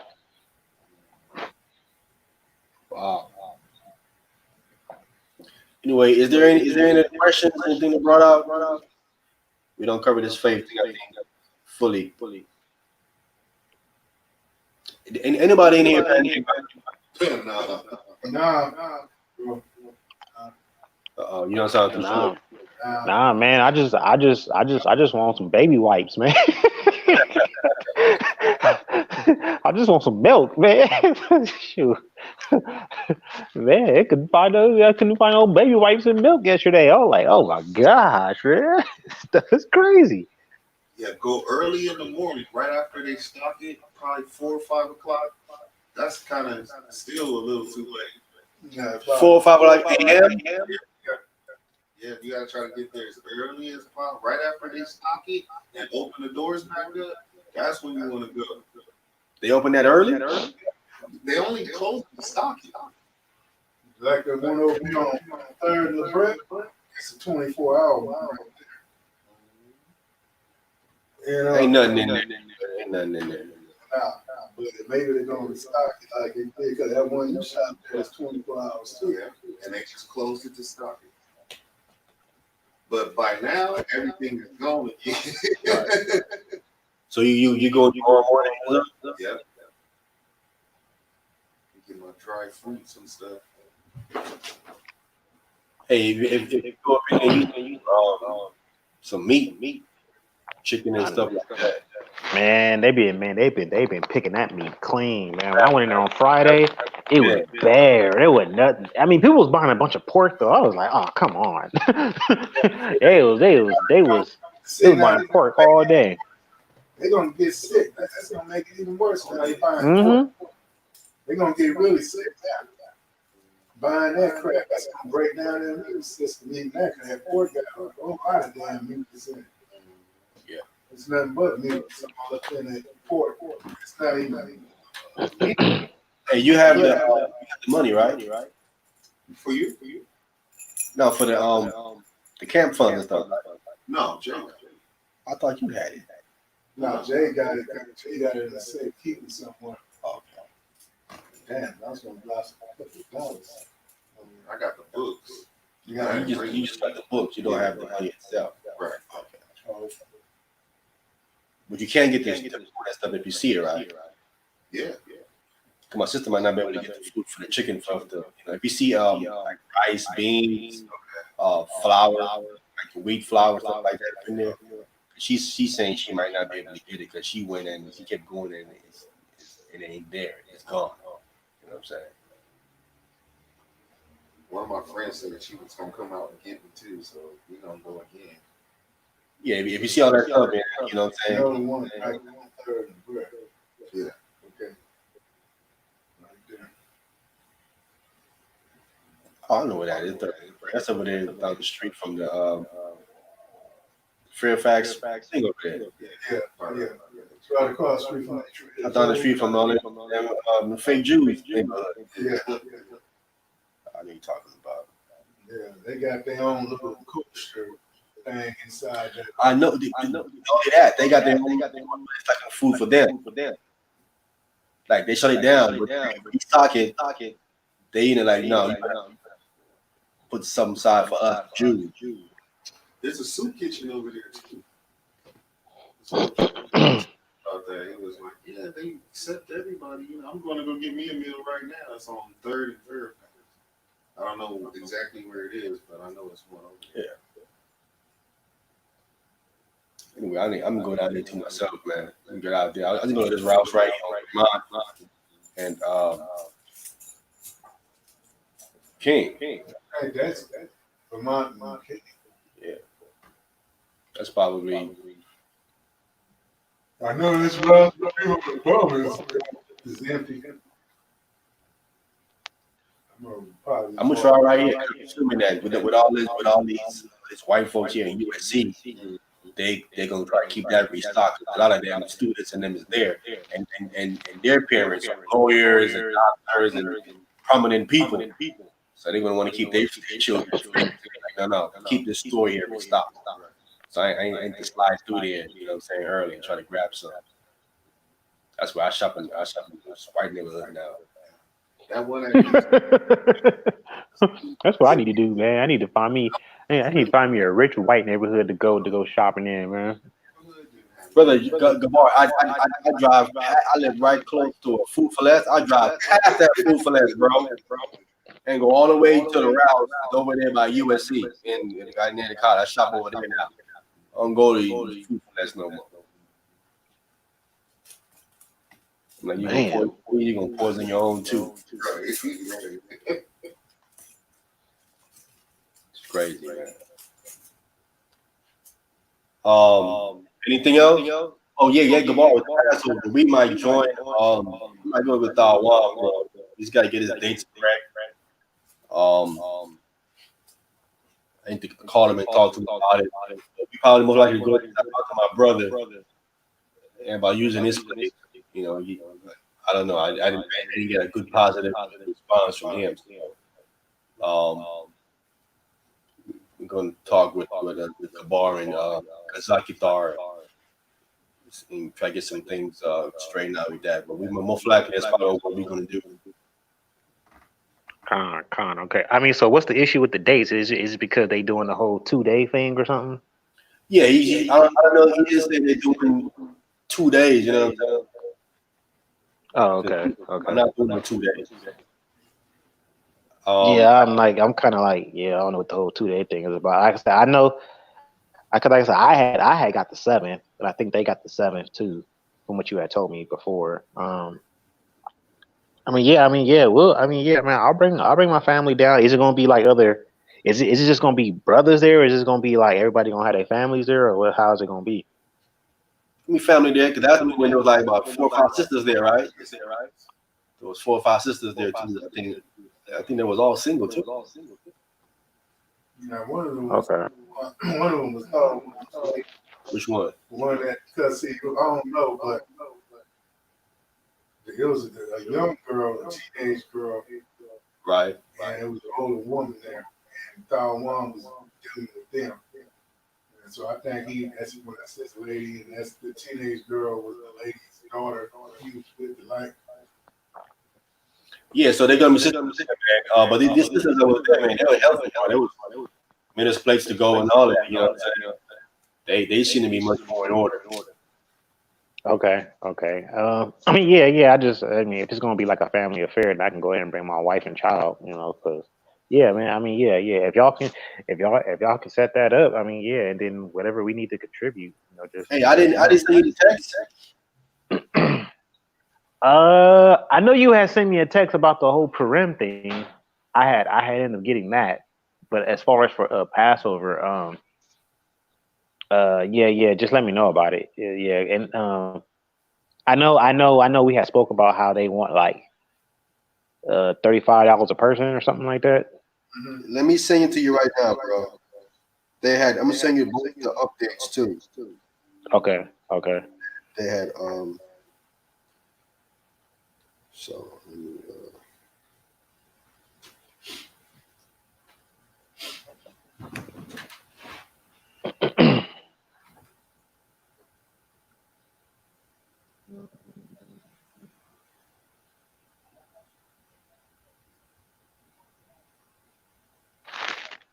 All right, I got it.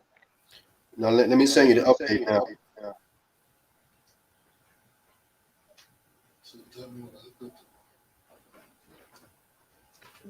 Let's see, try to do this about. Man, two's okay too. I'll be out. I'll get you. Afterwards, go see. Hey, you get some canned goods. You going to the store with him? Out there, wait. I mean, later on tonight, after they receive the stock, and I'll go over there. What time is that?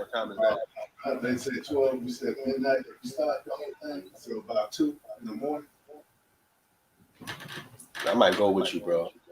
Okay. Give me a call. I'll swing through. Shoot up there with you. Get some stuff, man. They do a closing on the 14th.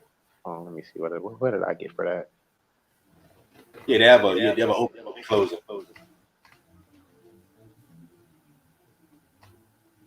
Okay.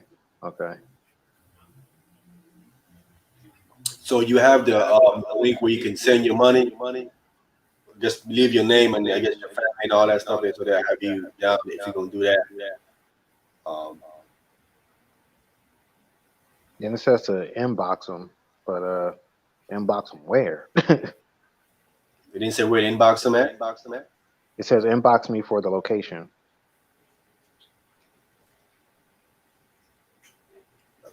Hey, didn't they say last time it's gonna be the same place, right? The location, the same place for the Passover, right? Yeah. At their brother house. That's where they're gonna have them all. Yeah, they're not getting into a building. I sent you the address for the Purim. Yeah. Oh, okay. So it's gonna be there over there, like in Compton. God. Okay. He's gonna have a big. It's a nice setup though. The tent is real set up real nice. I gotta say that. It's set up nice. Yeah. Okay. No, yeah, man. We'll go ahead and come down. I would suggest you come early though, bro. If you come now, Make sure early. Yeah. What time? You know what time they're gonna start? I think he said. Oh, yeah. It says 7 from 7 to 11. Okay, I see it. Okay. We got to like 5:30 or something. Got early. I'm trying to make sure we get a seat, man. I don't know when people is coming, man. You know, because we got there. A couple of brothers popped up. A couple of dudes popped up, so you never know who will like just last minute pop up, and it's not that big. So you want to get some seats, man, for your family. Okay. But I'm gonna talk to the brother about the food. 'Cause I don't know who's cooking the food. I don't know who they are to cook. We wrapped them about that.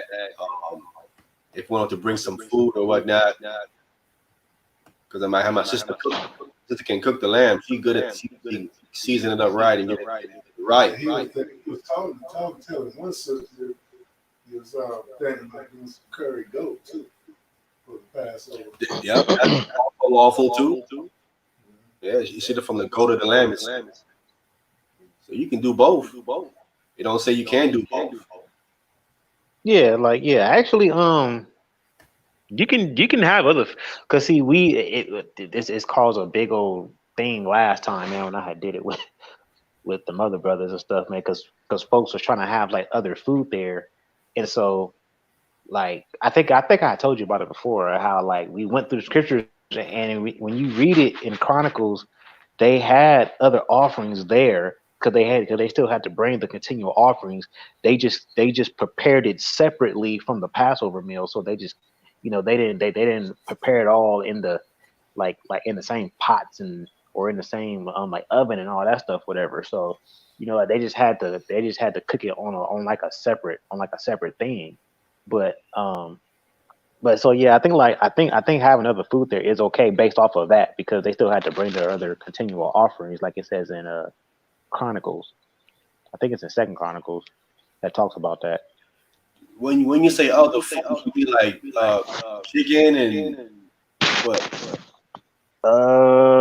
Yeah, I would say that. Let me find that verse real quick. Hold on. Let me find it. So we can have lamb, goat, chicken, turkey, unleavened bread, of course, bitter herbs. Gotta have that. I think they had that. I think like salad or something, lettuce, tomato, potato salad. I think. I got some other 11 bread. 11 bread got to be wheat, not that matzah nonsense. Real 11 bread, like flour. You know what I'm saying? With no leaven in it. Yeah. I feel you there. I think that because that matzah is made from white bleached flour. Man, that's something good for you. With preservatives and all kind of stuff ain't supposed to be in there. They put in there. I'm talking to him about it, man. My sister doing the 11 bread. Because last time, Yamata did the 11 bread. Remember we had that place over here at church? All right, I got it. Okay. Second Chronicles 35. Second Chronicles 35. Let me go there real quick. Yeah, and then you can go down to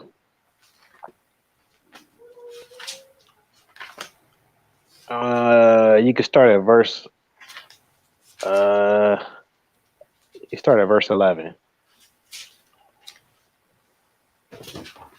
Wait, Second Chronicles 35.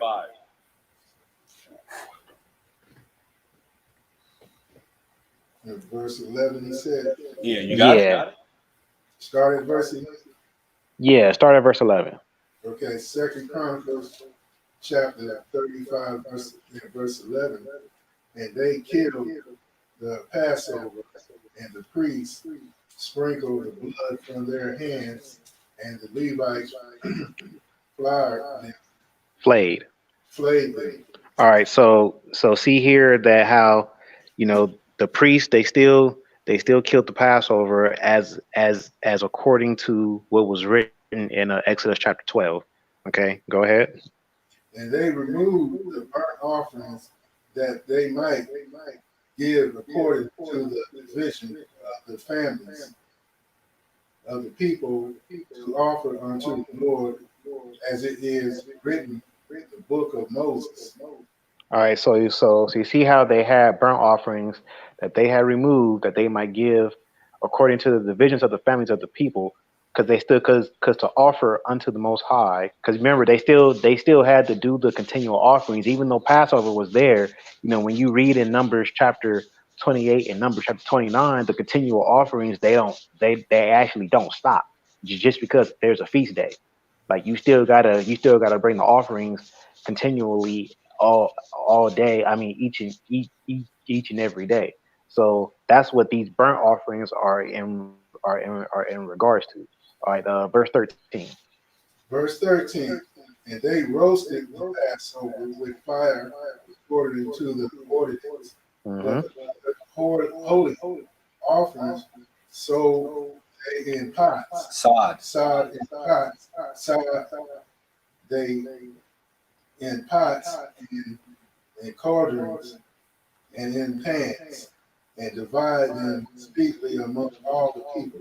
So see how, because you know the Passover lamb you gotta roast with fire. That can't be sodden, so it can't be sodden pots.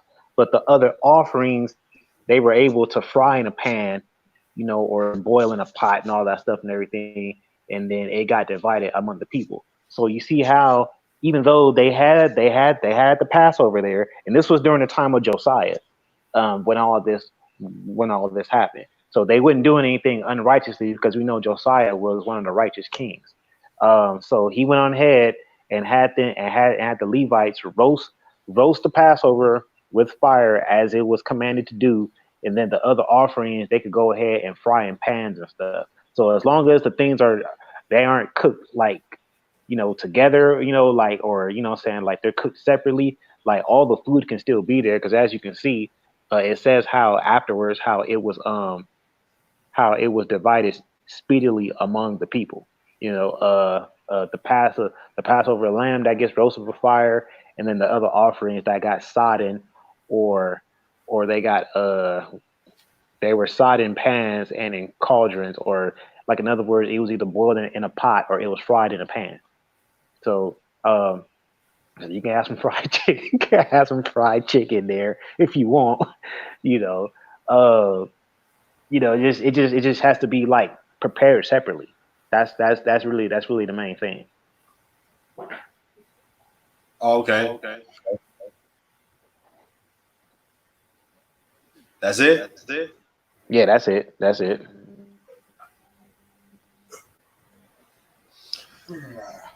All right, so we're talking because that's good to have a variety of dishes. You know what I'm saying? It's good to have that, because then when we was doing it, it was just basically lamb, Salad, lettuce, bit of herbs, hard boiled egg. and maybe in that manischewitz. Where people just acting full acting full after they It wasn't really no food, bro. You ate that lamb, you were still hungry. Mm-hmm. You only get one serving, right? Yeah, because they don't come around. Yeah.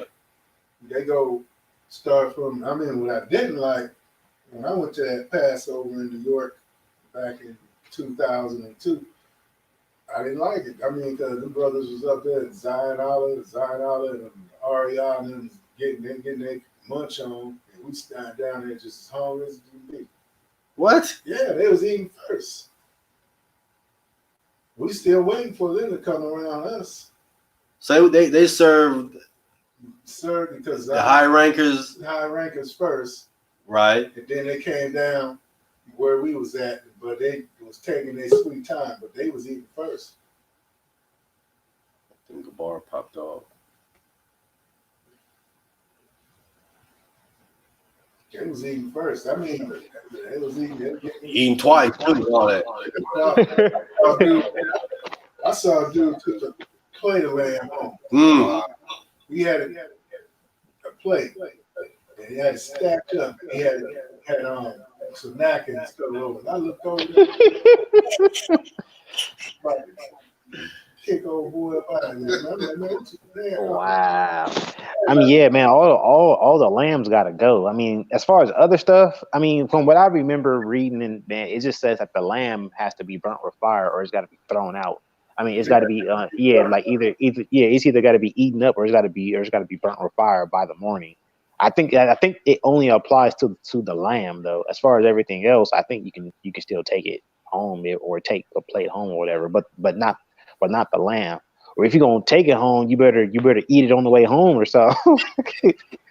And don't keep it whenever by the time the sun comes up. But usually every Passover that I've ever held where it was like other people there, man, the lamb was always the first to go. Yeah, but what Yabana is saying is that this guy's taking home lamb and they starving. Oh wow. Nah, that's not cool. No. Like they serve all these rankings. Chief high priest, 13 shield, 12 shield, 3 shield, 5 shield, 6 shield. All comedy, bro. You know what I'm saying? These ranks are all comedy. They all got served first. And then the people, and then sometimes they eat them twice. They go back and serve them again. And then they go down to the other people without rank and all that. And you down there watching them eat and starve. Out of order, man. And so the lay people only get one serving. Wow. But the rank in general is like 2, 3, and taking stuff home. Man, the only time I ever got a second serving of lamb, I was either the one time we did it at home, me and my wife last year when we did it at home, because it was just us. So of course we got a second serving, and, and there was like, I think it was like one of the other years when we did it with Shaul now. Like that was like one other time where I had got like a second serving. Other than that though, man, I don't know. Let me get no second servings, man. That just be gone, man. Nah, we make enough where you have enough lamb. You ain't gotta worry about that. You're gonna be good. That's how we get the lamb. Nice size lamb. Everybody can be full, man.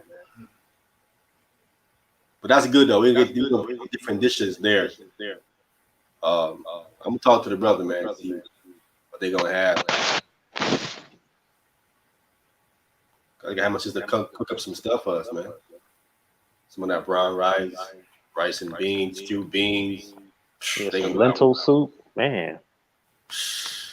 Hook it up. Mm-hmm. The only thing with our one, pray. We need a long prayer. Yeah, that nigga that did something to be praying that long. I'm not doing the four corners though. Stop doing that. He was doing that at the summit that was there in Compton. He was still doing it. It wasn't like super long, but yeah, we were standing up for about a good 5 minutes. I think. I mean, I guess that's not that long, but I mean, it's just 5 minutes. So I mean, yeah, he was doing the four corners prayer, but I'm making it sound like he up there praying for like 30 minutes or something. Now this time he was up for like about 10 minutes. He was up. He was up for like 10 minutes, something like that. But I'm not doing no four corners, bro.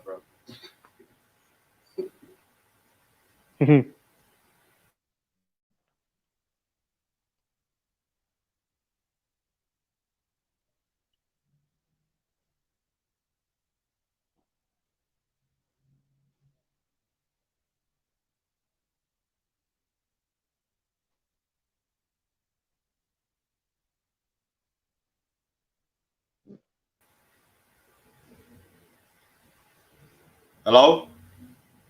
Yeah. Yeah, we had clicked out just now, man. This thing is acting up again, man. Okay, so anyway, you're in. You said, right? Yeah. I'll go ahead. I'll probably just go ahead and shoot the money over. I'll just leave my name and everything. And then if you're wondering if they, if I have any issues, will just have to try to get in contact and be like, yeah, man, that was me. But yeah, I'll go ahead and send a 70 for my family. I Yo, mean, bro, it's just like my daughter. reach out first. Wait till we get everything solidified. Like get it, what they're gonna have the food and all of that. I was you. I would reach out to the brother and talk to him first and try to feel him out. You know what I'm saying? Okay. You got his number? Yeah, I got his number. Okay, yeah. Just send that over to me. All right, I'll shoot you his number. Yeah, talk to the brother, man. Feel him out for yourself, man. You know what I'm saying? And, you know, talk to him about whatever. Because I'm gonna speak to him some more about the food. Like I said, because the last time we was there, we talked to him about the Awam praying long. He told us that he got it. Remember when we talked to him? He said, I got it. That's what he told us. We was like, dude, we ain't doing no long prayers. He said he got it covered. But when he talked, he was like, I thought he said he had it. You know what I'm saying? So we want to cause no issue or nothing. Like, man, come on, man. Like people come there. I understand you want to send the prayers up. It's cool, man. You know, but then when he was going through the because he went to Maccabees. He went to Maccabees, right? He went about the not Maccabees. I'm sorry. He went to Esther. Yeah, Esther. Yeah. He went to Esther, and he was almost did the whole book, huh? Yeah. Almost did the whole book, bro. It's crazy.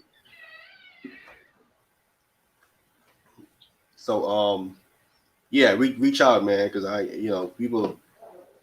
It's better for us to just get to the stuff, nitty gritty, man. People get until late, huh? What time did we leave? We left there like well, y'all left early. Y'all left like at 11. Yeah. Me and him were still there for like another hour or two, huh? Mm-hmm. Talking with the Awam, trying to pick his brain and stuff, man. But I know like Gabar, he back out there in Hammond. He can't stay there that long. Mm-hmm. You got to get to it. You know what I'm saying? The Awam will mess around and have you leaving at midnight, bro. You know what I'm saying? Hey, you still got to drive on. You still got to drive on the way back. Yeah, you know what I'm saying? I mean, if it comes to it, man, I mean, we might try to get a hotel or something somewhere out there, so we don't have to make that drive back. I mean, if that's what it comes to, but we'll see. We'll see how that goes. Okay, all right, you good? Anything else? I think that's it, man. I don't remember anything else we need to discuss or talk about for right now. Nothing that's coming to my mind. I don't remember anything else. But yeah, Gabar, like when you got time, when you settle in, man, don't forget we gotta do that thing on the Shabbat. The what you said? Start going live on the Shabbat, bringing out some information. Oh yeah. Nah, yeah. Whenever you well, let me get this situated, man. With hopefully we get this place tomorrow and we get the keys, and once I get settled in there, man, then we can start doing that. Yeah, that's what I said. When you get the thing straightened out, you know what I'm saying? Because everybody else is going live. And they talking about nothing, bro. Yeah, I heard your boy, man. The Folly Messenger, man. He put something else up on, man. I'm like, oh my gosh, man. He went back on there again. I'm like, oh my gosh. Yeah, I saw him something about if Christians wasn't here or something, or you missing Christians. Yeah. Like a world without Christians. I was like, what the heck? Man, what is this? You don't really know what a true Christian even is. Like, if they call Christ followers Christians, then they were Israelites. Right. They were not Gentiles. They weren't pagans. Like, what are you talking about?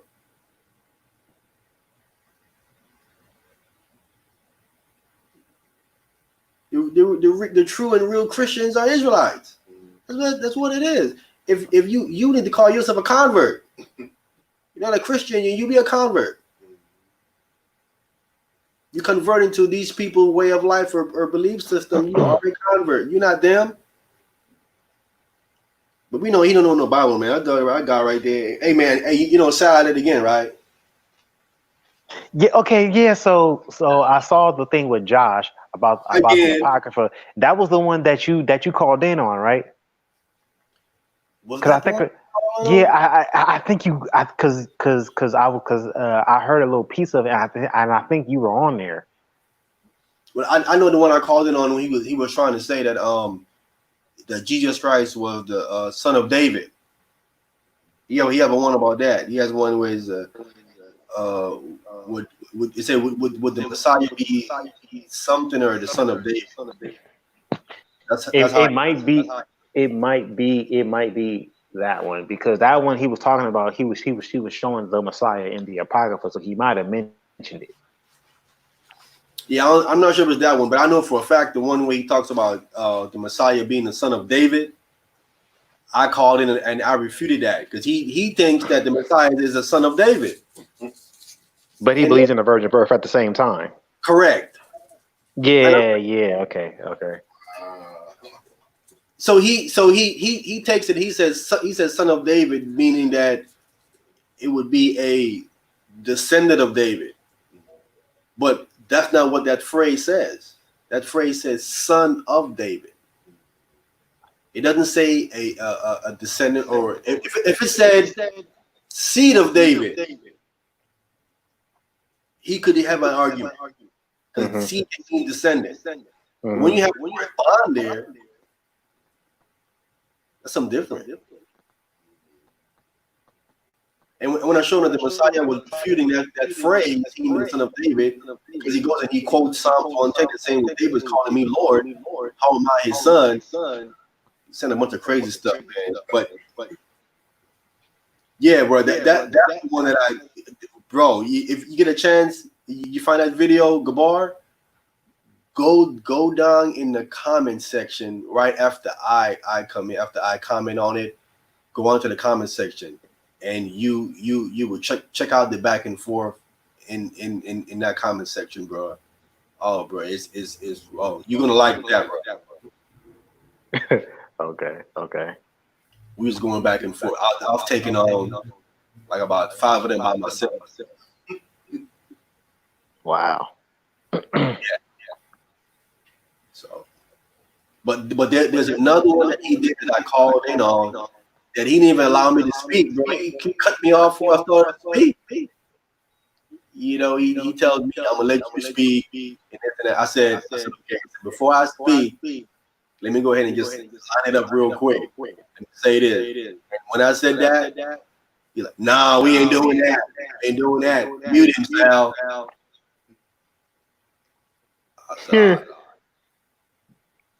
Getting me to say what he couldn't say what I wanted to say, bro.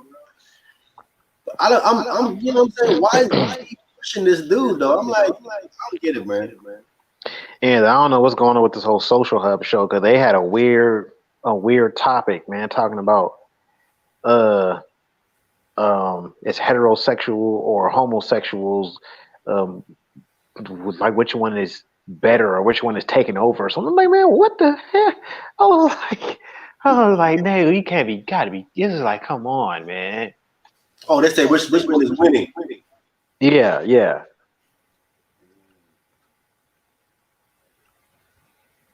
So I'm guessing they're saying that the homosexuals are winning.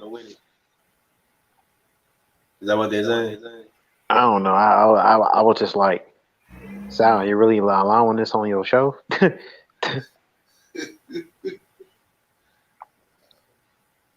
was just like what old boy, man.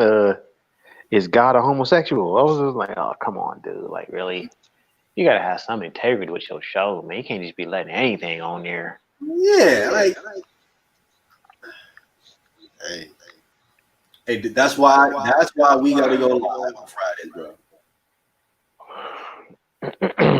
Bring some truth back into this situation, man. Because if it ain't IUPK talking about ain't no sex with your wife, and Johnny Baptist ain't in the truth, and all kind of crap, IUIC lying about the moon and snitching, and with all kind of other nonsense going on.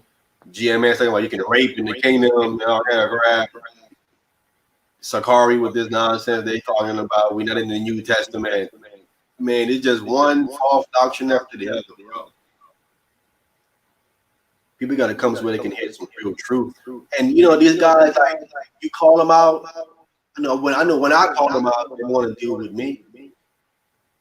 I called out Deacon on that more than one wife. You know he declined. I called out all. I called out Girly Hebrew too. On the are we in the New Testament? You know he declined too. Mm. And were you able to get on with those brothers from Sons of Thunder? Nah, man. I don't think they're ready. Or they look like they on that milk for real, bro.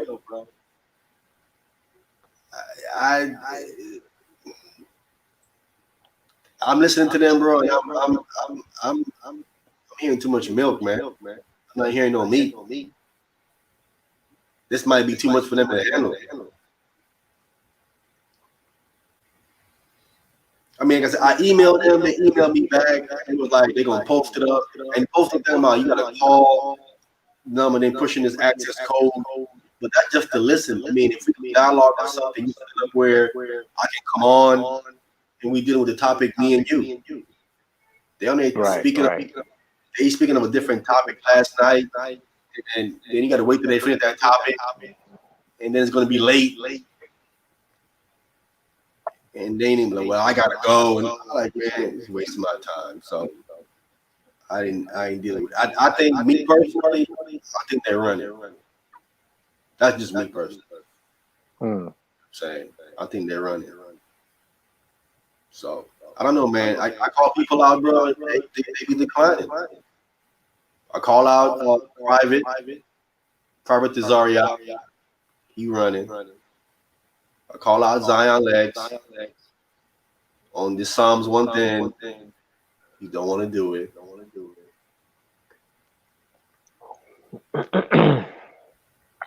I'm gonna stop calling them out, man, because they don't want to get in the ring with me. For some reason, they don't want to get in the ring with me, man. So I'll leave that to you. If you call them out, they'll probably do with you, bro. Man, I ain't got no time, man. But maybe you call them out and I'll step in your place. Oh, yeah. Surprise him like that. hit him with the flim flam. You know what I'm saying? You know, Kabar, so I'm stepping in for him. Oh man. Give him like the okie doke, huh? Yeah, man. That's the only way you get him in the ring to deal with these things, man. So. All right, man. Other than that, we're gonna close it down, bro. Keep me posted, man. Situation, bro.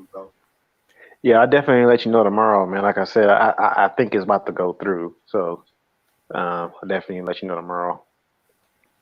All right, bro. Thank you for coming on, bro. All right, likewise. Thanks for letting me be on. No problem. Hope the other brother comes back, man. Along with it. Time.